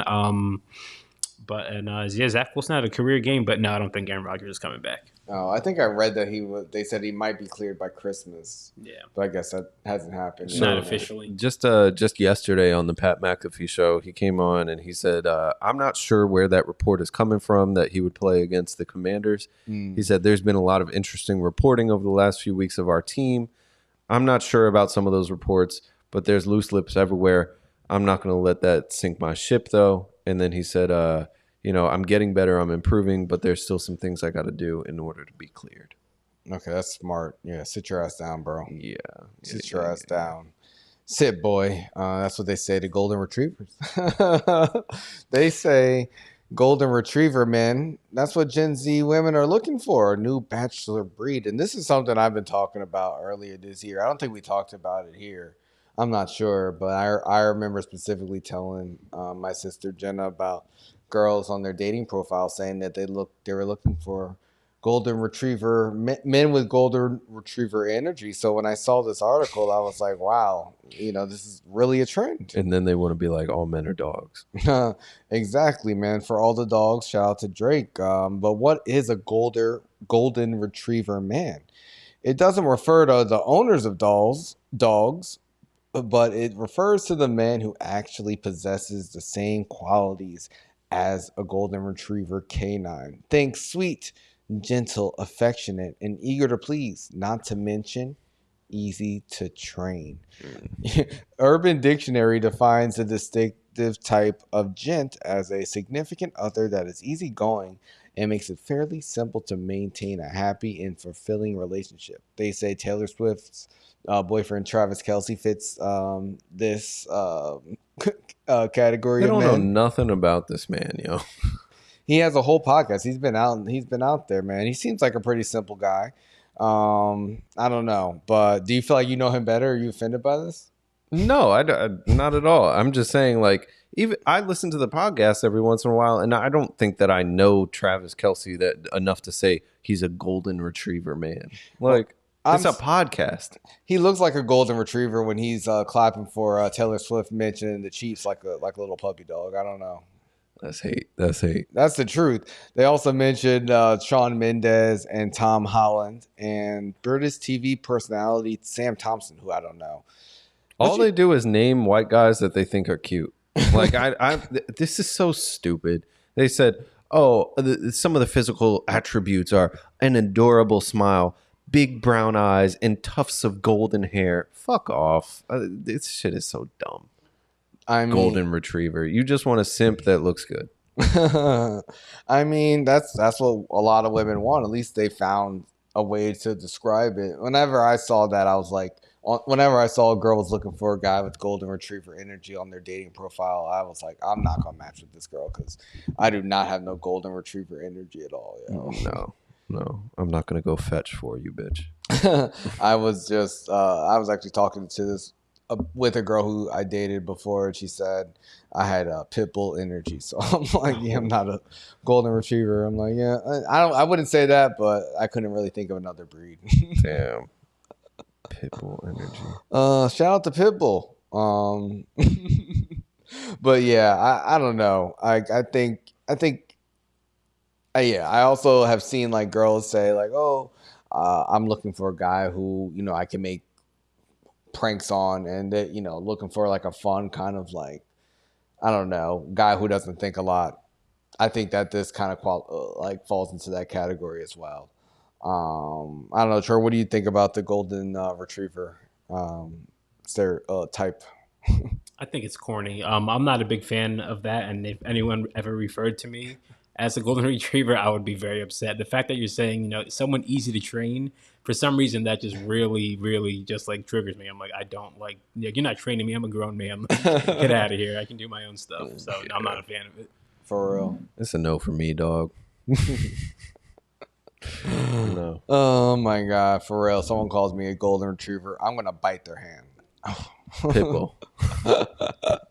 My jaw's gonna lock. Get the fuck out of here. Oh my God. I thought that was hilarious. But, you know, dating is tough, man. You know, people looking for golden retriever men and all types of things. But meanwhile, they chihuahuas and shit. Like, bitch don't never stop yapping. Oh my God. Yeah. Shit, what the fuck? They say it's almost. They say one of the hardest places to date is where we were just at. You know, New York City. Big Apple. The Big Apple. Yeah, they ranked a measly 144 out of 182 in a Wallet Hub study of the best American cities for dating. You know, well behind major cities like Seattle, Vegas, and Atlanta. Which, I mean, I wouldn't think of any of those places, especially Vegas as a great place to date, but apparently they're better than New York.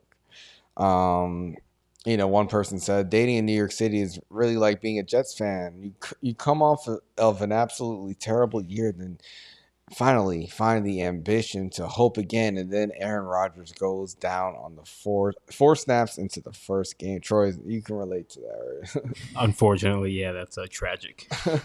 Oh my God. So yeah, it's tough out here dating in New York, bro. Yo, this guy that they talked to, though, the way he described dating in New York is nuts. He said, this guy Preston Rakowski, 23-year-old who lives in Greenpoint.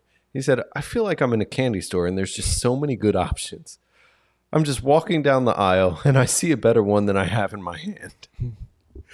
Y'all, you right there, you're the one that's fucking up the stats for us men. Okay? You can't say that and then have them put it in an article. Why? Most of the people they interviewed were women. I feel like he was speaking from an honest perspective, and especially as a 23-year-old. What else do you expect him to say? He don't even look like he likes women, though. Bro, I'm not going to make that assumption. A lot of people, you know, be on a different way, especially younger people. Yeah, I saw him, but he looks young. You know. What was he? Was he the software engineer? Yeah, software designer. Yeah. You know, there's a difference, ladies, just so you know. Software design and software engineer, big difference. Ladies only, like, men don't not know about that either? Or you're just saying when they're targeting the pockets? No, I'm just saying if they're targeting like that specifically. Oh my God. Yeah. I mean, I feel him on that because New York is full of beautiful people and it's hard to just settle on one person when you're actively dating, especially when you're playing the game of ghosting, you know, going out on first dates, being on the apps. Like it's difficult. True. That makes a lot of sense. I mean, listen, I've been off the scene for a long time, but just that comes across poor. Poor? Why? Why does it come across poor? Like just saying, oh, there's so many options out there. What's wrong with that? Yeah. Oh, I've got one in my hand, and then I'm already shopping for the next one. Like, Yes, dating. I mean, women do it too. You talked about women in New York dating men just for free food and free drinks. I think that's worse. That's true. That's true. And I would expect a 23-year-old guy to say something like that. I feel like, I can agree. I feel like people that complain about dating in New York are the people that like have mad clothes in their closet but don't know what to wear. I feel like that's what it's like. Because you have so many options. I don't understand how it can be difficult to date when you have that many options. It makes it more difficult because you always feel like you could date, you like something about someone else, and it's just like you could be overwhelmed with options. And when you're not the only person with a lot of options, that's the thing. You're dating someone with a lot of options themselves. So it's hard to kind of align with someone who, you know, you could really settle with and be like, okay, we're aligned on all these things, because you're like, well, this person does that and this person does that. But things move so fast that like it's difficult, because you can go on a date with someone, feel like things went great, and then never hear from them again, and they're on to the next. So that happens on both sides. So sometimes having too much of a selection makes it difficult, and especially in New York, where the average age of men, you know, getting married is 31 years old. And women are just behind them at 29 for first-time marriages in New York. So it's a little bit higher. So when you talk about, you know, people in their early 20s, like they're years off from you know, settling down. True. That's a good point. I mean, but that's why I think they have plenty of time to figure it out. Yeah. Yeah. So this other woman, you know, she's talking about the cost of dating. You know, she's like, the rent is high. Expensive. We're all trying to date. We're stressed and we're all out for ourselves. New York is a highly competitive environment, and that makes people less interested in commitment. Someone else also pointed out that, you know, most people in New York like to go out for dinner or drinks. And she says, I just feel like New York City has such a drinking culture, whereas on the West Coast, you can go on a walk or to the beach or an amusement park or something. You know, she makes TikToks about the New York dating scene. She says, you end up going out on like 3 cocktail dates in a week. If you're not a huge drinker, I feel like that can be a challenge. So it's really fast paced out there. I mean, but if you're not a drinker, then don't go on cocktail dates. Tell them like, nah, I don't want to go for drinks. Let's do something else. And then have suggestions. That's what a partner would do, is have suggestions. But why are you getting mad at her? No, I'm just saying, because you know women. Listen, man. They love to complain about some shit and then not have no solutions available. Bro, I mean, sometimes, but there's men like that too. I mean, you know, I don't want to just say that. I just understand both sides of it, because it's like, it's difficult. Like, at least as a woman, you know, I'm sure when she goes on those 3 dates a week that she's not paying for most of them. So it's probably a lot easier. That part. Complaining, not being appreciative. But I mean, if you're looking for something serious, it might be hard to get that, you know? So the grass always seems greener on the other side, I will say. Yeah. But yeah, women aren't the only ones who complain, because this one man, you know, he listed out like his list of non-negotiables, man. He listed out all of his dating deal breakers on Reddit. You know, this unidentified 29-year-old man shared this list of reasons. You know, he was asking, are his deal breakers a bit too strict? And yeah, you have the list up, right? Yeah, this is the list that we've got. Females need not apply if they cheated in a past relationship, take recreational drugs on a regular basis, have an incurable sexually transmitted disease, are currently in a situationship or have a friend with benefits, have low standards of hygiene, are a sex worker, whether online or in person, have extreme political views, or are a single mother. Damn. He's 29 years old. He said he's been actively dating since he was 18. You know, people were kind of split on the responses. You know, someone says, one commenter said, that's all normal stuff. If you say it out loud to another person, it makes you sound like a bitter hater, though. Keep your list in your head. Keep that shit to yourself. Yeah. Someone else says, just be aware, the older you are, the more baggage everyone will inherently have. I think both of those things are valid. I think, reading this list, I'm like, I understand those could be your deal breakers, but man, you talking about like, 80 something, 90% of the population is going to qualify for one of these things. You're really kind of shooting yourself in the foot, not being that accepting. And for me, I'd say when you kind of make a list like this of what you won't accept, I feel like it's a negative mindset. I think it's good to kind of list the qualities in a person that you're looking for, to kind of keep that in mind and not think so negatively, because you could always find reasons not to want to, take something further with somebody because you're a little bit judgmental. But What I find is, for myself, there's things I accept with people that I would never think I would accept, but you learn to love them and you understand their point of view, and you kind of shift your focus. So I feel like as you get older and, the dating pool does get a little bit smaller for you when you are in your 30s and you can't be as strict. I think I just try not to focus on it, But what did you take? Do you think this list is a bit too strict, or how do you feel about it? I don't think it's too strict. I mean, I think there's some negotiables, like cheated in a past relationship. I think that's negotiable. What else? Extreme political views. If you're super progressive, that could be negotiable. It depends on how progressive, though. Like, are you Malcolm X or are you Cornel West? Like that's where I draw the line. But those are probably the only two for me. Because I everybody's definition of regular recreational drug use could be different. I mean, yeah, I don't know. A lot of these things I would never just be like, oh, except for I feel like for me, sex worker and single mother are the only two I really would be like, oh. Incurable sexual disease is definitely a must. I mean, if it's HIV, but there's incurable? Other things. Yeah, there's a lot of things like HPV and other things that like a lot of the population like. A lot of the population? Yeah, look up the number. Lot. You don't know. You're like, it's like 1 in 7 or some shit like that. No, it's not. And also like low standards of hygiene. That's an obvious thing. But people are currently in a situationship or have a friend with benefits. If I'm dating someone and we're not exclusive, I assume that they probably have multiple situationships or something going on. No one's just like totally not doing anything. Oh, shit. It says 80% of sexually active women will be infected with some type of HPV in their life. Oh, yeah. What the fuck? I didn't know that.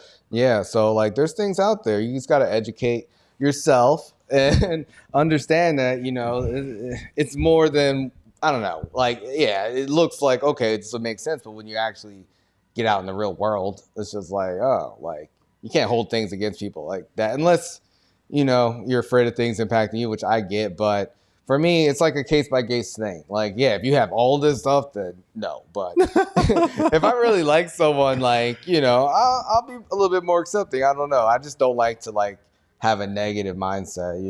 I obviously could be pretty picky about things. But I don't know. Troy, did you take anything from this list?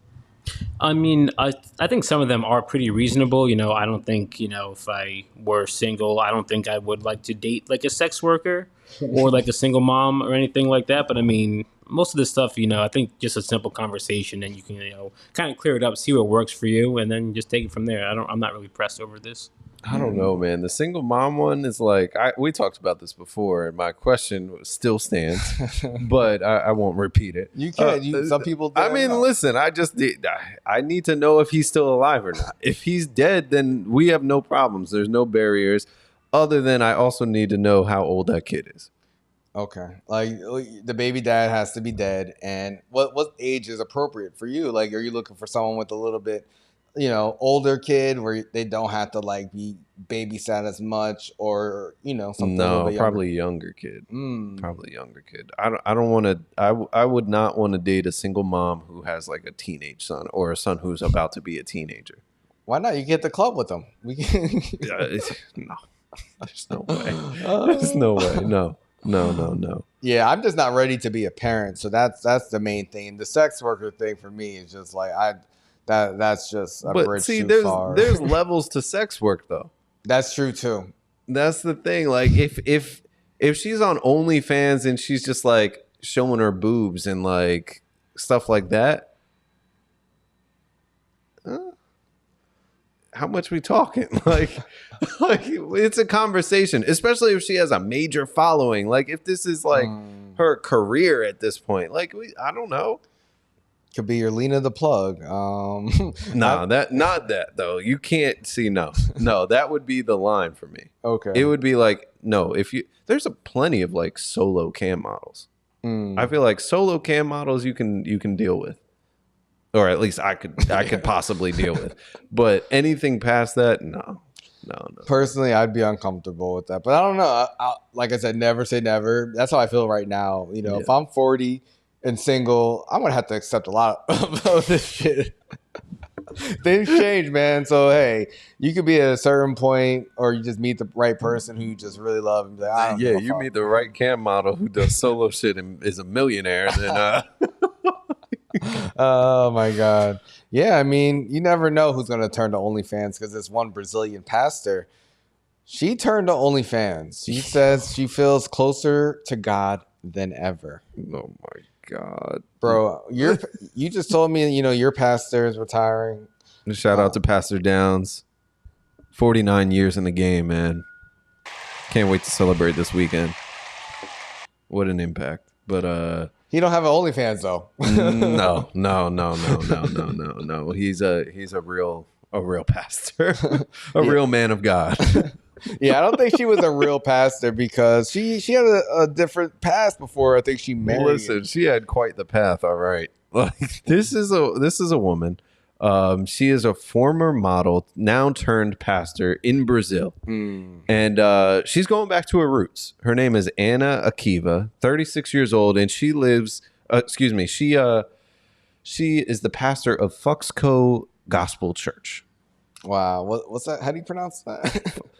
Fuxico. Okay. It's spelled Fuxico. If y'all know a different way to pronounce that, please let us know in the comments. But she's shifting her focus to OnlyFans with the mindset that she can go back to church down the road. She said that she believes she's making sexual content and it does not diminish her as a daughter of God or as a person. Because she did step down from her role out of respect for the Lord. Now, she's been really successful in this space. She's amassed over 100,000 Instagram followers over the years. And she previously was a risque model already. She was competing in Miss Bum Bum, which is a well-known competition basically for big booty women in Brazil. It's held annually. And she looks fire. She definitely looks fire. Yeah. I mean, whatever. She's pretty critical of the church now. She's saying, she began to see that the church is a corrupt environment and it's even worse in the secular world because they are preaching one thing and living another. She's saying not all of them, but a large part, Isn't that exactly what she's doing? I don't know. She was preaching one thing and now she's doing another. Well, she was living this risque model life before. She gave it up for church and now she's leaving the church to do it again. She's not doing both at the same time. So she, obviously draws the line of morality and living a life outside of the church. I think she did it for her husband, but she's saying when she was married, her husband forbade her to work outside the home and have friends. Kept her down, man. Yeah, he lived for his family and his church, which that's kind of what a pastor's supposed to do. I just don't. I don't understand. She says it's difficult to be happy next to someone who controls your life and never puts you up and calls you rubbish, spits in your face. Many women go through this in the church and suffer in silence, just like me. She also preached that it's increasingly common to hear reports of women being victims of narcissists who hide behind religion. Now, she's spitting there. She's telling the truth. Yeah, I mean, we heard Johnathan Major sounding like a narcissist earlier today. We did. I think she has a case. I mean, I think she makes a lot of sense. You told me before the show she has a few jobs, right? Yeah, I mean, listen, she was a flight attendant. She's been a bikini model. She's an OnlyFans model now. Like, clearly, we understand what her preferred line of work is, and it's not in church. She's a jack of all trades, and now she's jacking. Never mind. Come on, man. Oh my God! Shout out to her.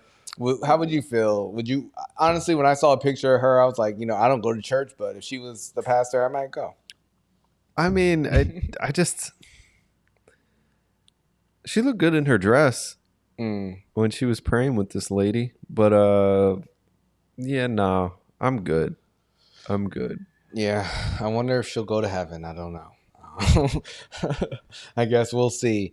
But, one woman who I'm not sure if she went to heaven or not, she actually died by suicide March 2020, and her husband was shocked and devastated. Now, trigger warning. Yeah, trigger warning. Sorry about that. They were both writers, Molly Brodak and her husband, Blake Butler. He knew she was depressed, he says, but how could she give up on me? Making it all about himself. He's also a writer. He was like, how could she give up on us? How could she give up on herself? But after she passed away, he did some digging, man. He found out that there's more to his wife than he knew. Yeah, it's unfortunate. He didn't realize how unhappy she was, and he learned basically when he started to go through her Facebook, go through her phone. He didn't know that there were a lot of other writers in Atlanta that they would meet up with her. She was like a poet and all this kind of stuff, and it's just. She was a serial cheater, man. Yeah, she was doing a bunch of shit behind his back. But he did meet her when she was in jail on Facebook. They connected. She called him from the back of a cop car, but she wasn't crying. She was kind of laughing, like, you're not going to believe what happened. Later that night, she also showed him a recent MRI and told him she had previously had a brain tumor. She was like this beautiful woman that came out of nowhere and seemed to bring chaos with her. I was always kind of attracted to women who were wild. So he knew she had a wild side to her. Oh, he definitely knew. Her dad used to rob banks to pay off his gambling debts. He went to prison twice. She was a shoplifter. Her mother was bipolar, and then she was like growing up by herself. Damn. She started doing heroin at age 12. But he didn't know about the heroin part. Yeah. And then she let like other boyfriends burn her with cigarettes. She was married when she first started dating him.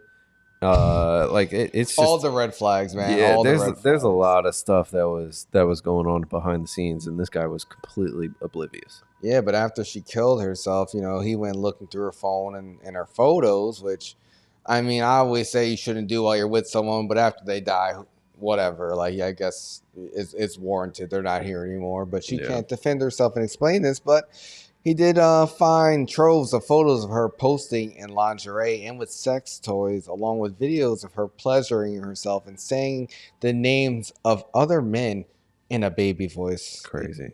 As I found out the lies she was hiding, it was a bit of a relief. It was that I hadn't failed her and that she had built this world of lies.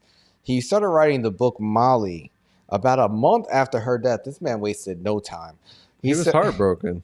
I said out loud, I'm going to write a book about you, and it's going to be the best book I've ever written. Bro, that's sad, man. She was definitely probably the better writer, more interesting person. And he just used her to find inspiration, man. How do you write a book 1 month after going through your dead wife's phone, bro? I don't know. I was judging him for this, but really, I mean, I get it. He was trying to release the pain. Like, he needed an outlet. He needed an outlet. I mean, she used to have some poet would fly to see them, And he would have sex with her at writing retreats. And she would send the guy money, like $1,500 total she sent him. She's a very giving woman.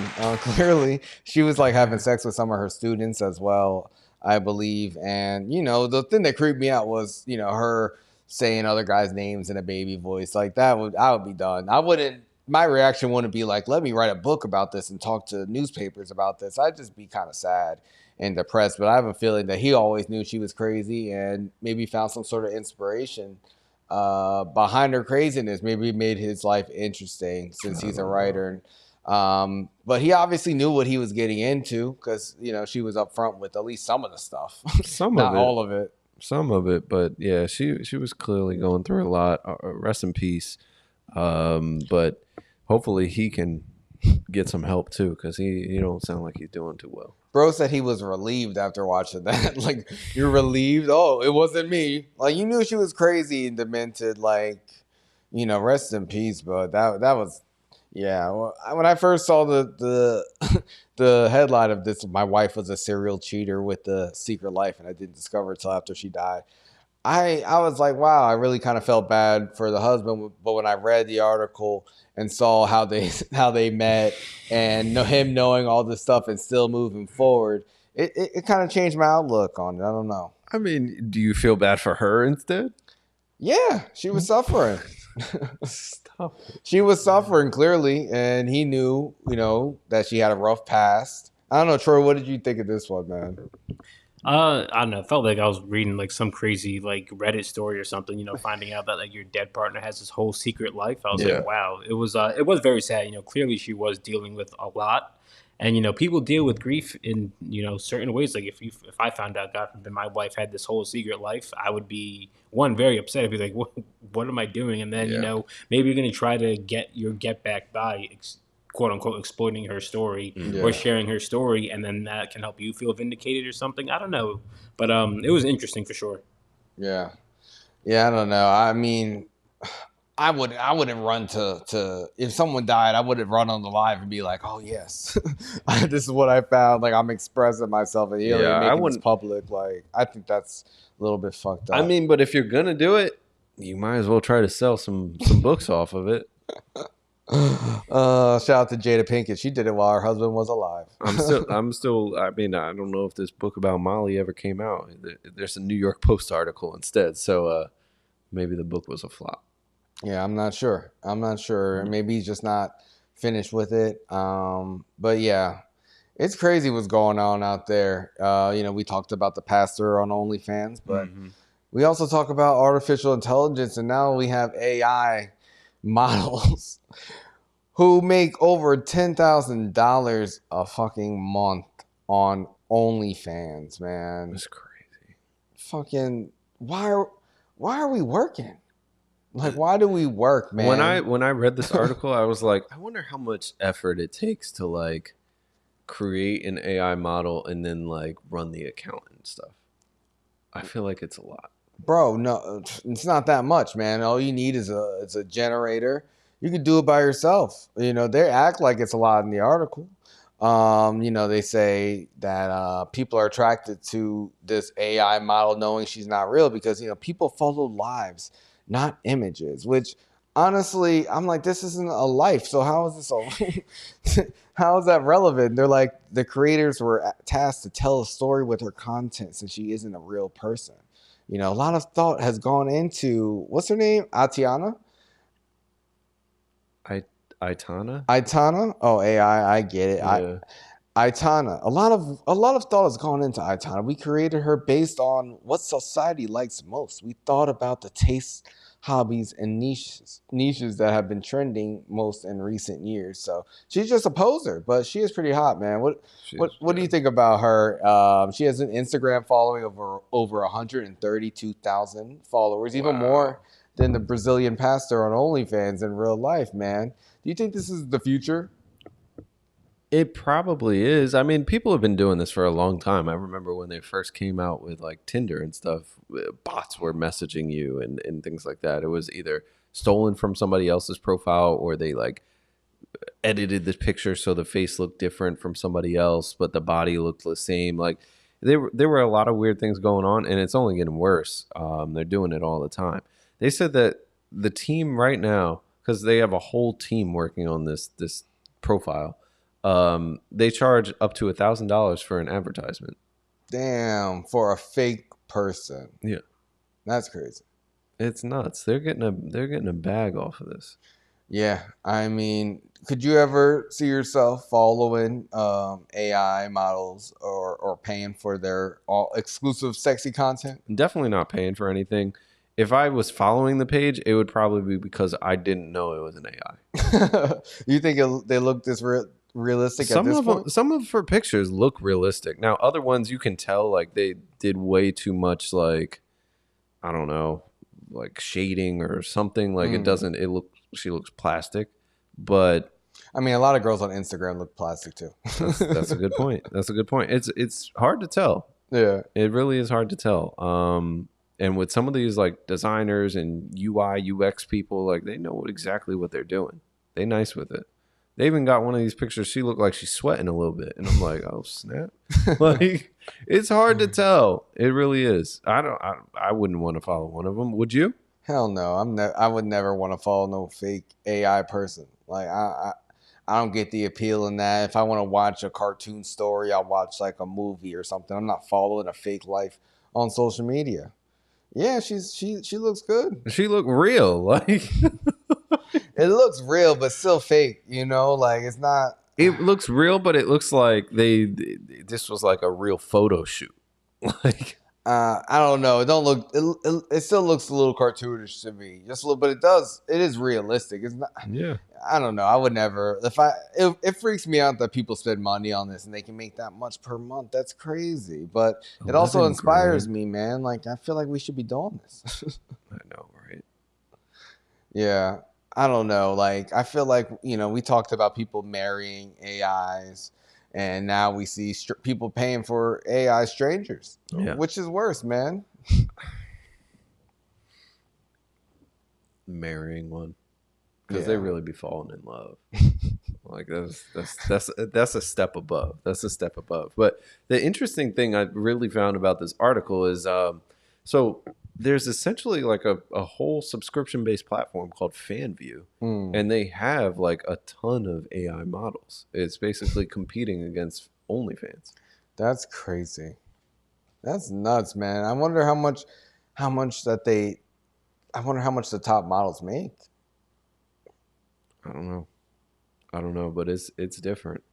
It is definitely different. People taking fake money to a whole new level. Yeah. These AIs though,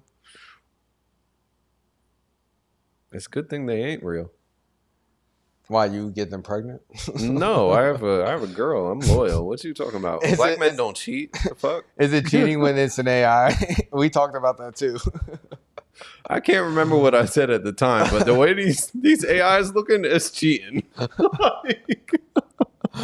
I mean, yeah, it's weird, man. I don't know. I'm uncomfortable about the future and what it may hold for people. We talked about incels and people not socializing, and I feel like AI is just kind of, supplementing that for people. That's why people want to pay the money, but I find that a little bit sad. What's scarier to you? The fact that they have these AI pictures of women, or the fact that eventually they're actually going to have robots walking around that look like these women? No, robots walking around, obviously. What the hell? Like, hell no.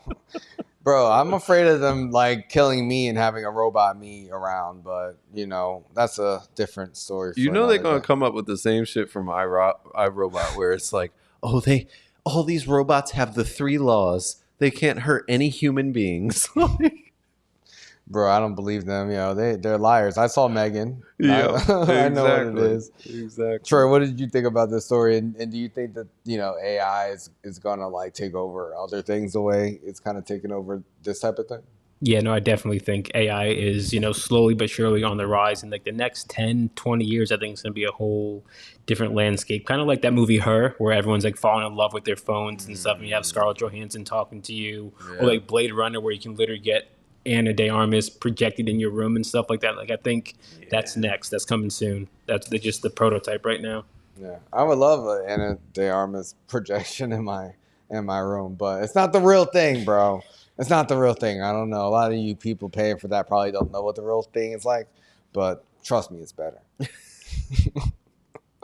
They're gonna be able to buy it, just like that guy who came across Ruby Rose and then he was heartbroken. Did you see that?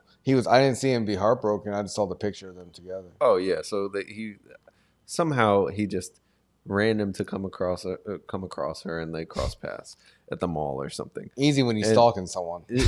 When you stalking her, when you pay her $60,000. But then after that, he got her number and he was like blowing up her phone, like, please just answer me. I'll send you 10 Bitcoins if you just respond, like all this kind of crazy stuff. Damn. And she posted on social media. Damn, she put him out there. Yeah, after he gave her $60,000. She blasted it. He deserved it, you know, when I saw the picture of them, I was like, this guy looks like White Ice from Joe Budden podcast. You hate Ice. I don't hate Ice. It's just, you know, he be corny sometimes. All the time. I like Ice. Yeah. He said he cried when Tony Stark died in the Avengers. No, he didn't bother me. Like, yeah, when Tony Stark died, he didn't bother me. I was happy when Tony Stark died personally, but whatever. I think I'm trying to remember. I don't think I cried during when the Avengers people first died. Did you ever cry in a superhero movie ever?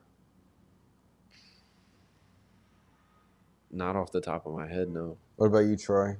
Nah, I don't think they don't hit like emotionally like that. Like they'll be really cool, but not enough to make me cry or tear up. Yeah. You saw Godzilla, man. How was it? Godzilla was actually really good. I liked it a lot. Especially because I'm not a big fan of like a lot of the Godzilla movies. I'm just there for the action and give me a decent story. And a lot of times they fail in that aspect. But this movie was really good. It got a solid story, very by the numbers, but you know it worked. And then Godzilla was just fucking shit up, and it was great. That's awesome. Yeah, I want to see that one. Shout out to Godzilla. Godzilla's a woman, right? Or a female, I mean, not woman.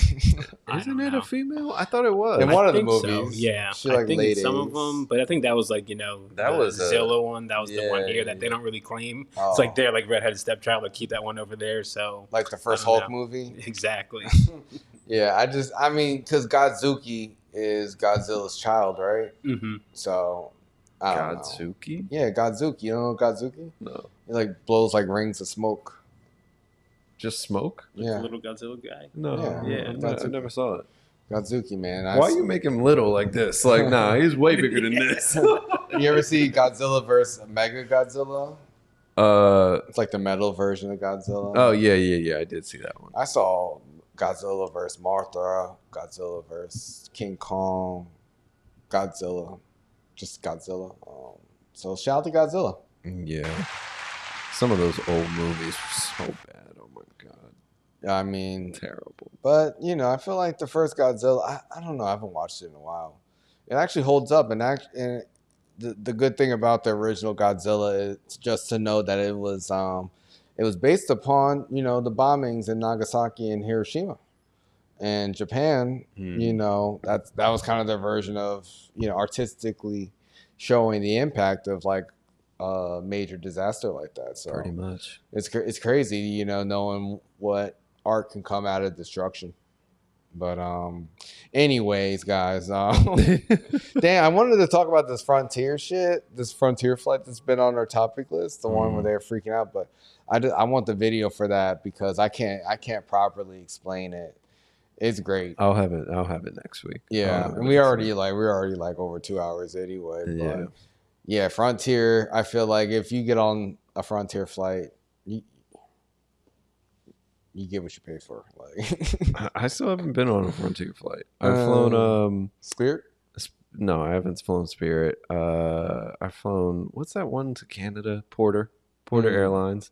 That's about the closest I've been. That and Ryanair in Europe. But those are about the closest I've been to Spirit or Frontier. Don't do it.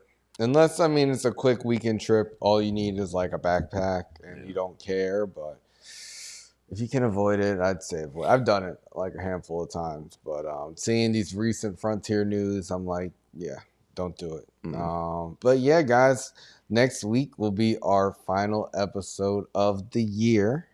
until January. We're going to take a little bit of a break. Wrap up, man. That's crazy. Insane. We did so much this year. You know, we got over 500,000 views on our YouTube channel. Boom. Let's go. We got over 400 subscribers. Everyone like this video, you know, like our shorts, share everything with your friends. And yeah, thanks everyone for your continued support. You know, we've done a lot of great things over the year. And I'm really excited to come in next week and talk about it all. Yeah, we've done so much. Yeah, it's hard to even think about. Like, even when we were talking about the AI shit, I'm like thinking of the other AI stories we talked about this year. I'm like, oh yeah, like this shit's been an ongoing thing. It's nuts. It's only going to continue. It's only going to continue. A lot of companies are focusing on machine learning, artificial intelligence platforms, capabilities, features, all that kind of stuff, adding it to other products that already exist. So it's only going to go. And I got to tell you, robotics has been quiet for a while, but there's just something that's going to happen. You see those Tesla robots? Yeah. Bro, I mean, come on. I'll get one with the Cybertruck. 100%. Yeah, I'm definitely getting some robots. You know, I've always been anti-robot, but I'm going to get a couple. You know, we're going to have robots on the live stream in a couple years. Watch. They'll be ready eventually. They'll probably sell them for, $5,000, something like that. I think it was like, they said like 20 grand or something, but still pretty affordable. It's like a Honda Civic. Once it gets to be affordable, it'll be around $5,000. Yeah, that'll take some time though. Yeah. You know, the rich people got to get it, then the, poor people get the low key versions. But hey, I wouldn't buy one unless it could be like a full blown butler. Like, you're cleaning my house, cooking me dinner, like all that. I'm getting one for security reasons. I want RoboCop. I want someone. Oh, so you want the one that'll kill you? Yeah, but it's not gonna kill me. It's my buddy. Like, I'm good. Like, we locked in. We got the retina display. Like, you can't I was gonna kill say me. you're gonna do like a DNA imprint on it or something Pause, like that. So man. I'm not doing nothing with no DNA, no robot. You're gonna have to for it. They're gonna make some sort of biometric thing for you to be able to like be secure with it. Yeah, we'll see. I'll be besties with my robot. If my robot kills me, then I deserve it. Believe me, because I shouldn't have did that. I've been talking shit about robots. Exactly. For You a knew. long time. You knew. So it's just like that guy who dated a wild girl and was surprised she was cheating on him when they were together. It's just like, you gotta know your robot might kill you. Just that one software update. Oh, we forgot to test for him choking you to death. We put the Draymond Green feature in here. Oh shit. That'd be sick. A robot, it don't even have to turn around. It just move the torso. Whip around a quick 180 and sneak you or something like that. Bro. And then keep walking the other way. Yeah, I don't know, but we'll see. And as soon as the robots are available, you know who will tell you first. We will. We'll tell you everything, guys. Right here on No Chill Live. Yeah, and we'll be back next week. Really excited to talk about everything. Close the year on a positive, peaceful note. It's been crazy. No It's doubt. been a crazy ass year. I really do believe next year is going to be a lot more crazy. I did predict a civil war. We're still not halfway through the 20s. We got a long way to go. Yeah, that's true. And we are going to continue to grow and cover all the great topics of the world. So yeah, we'll be back next week for our last live stream of the year. And That's right. Yeah, we'll see you guys later. No doubt. Peace.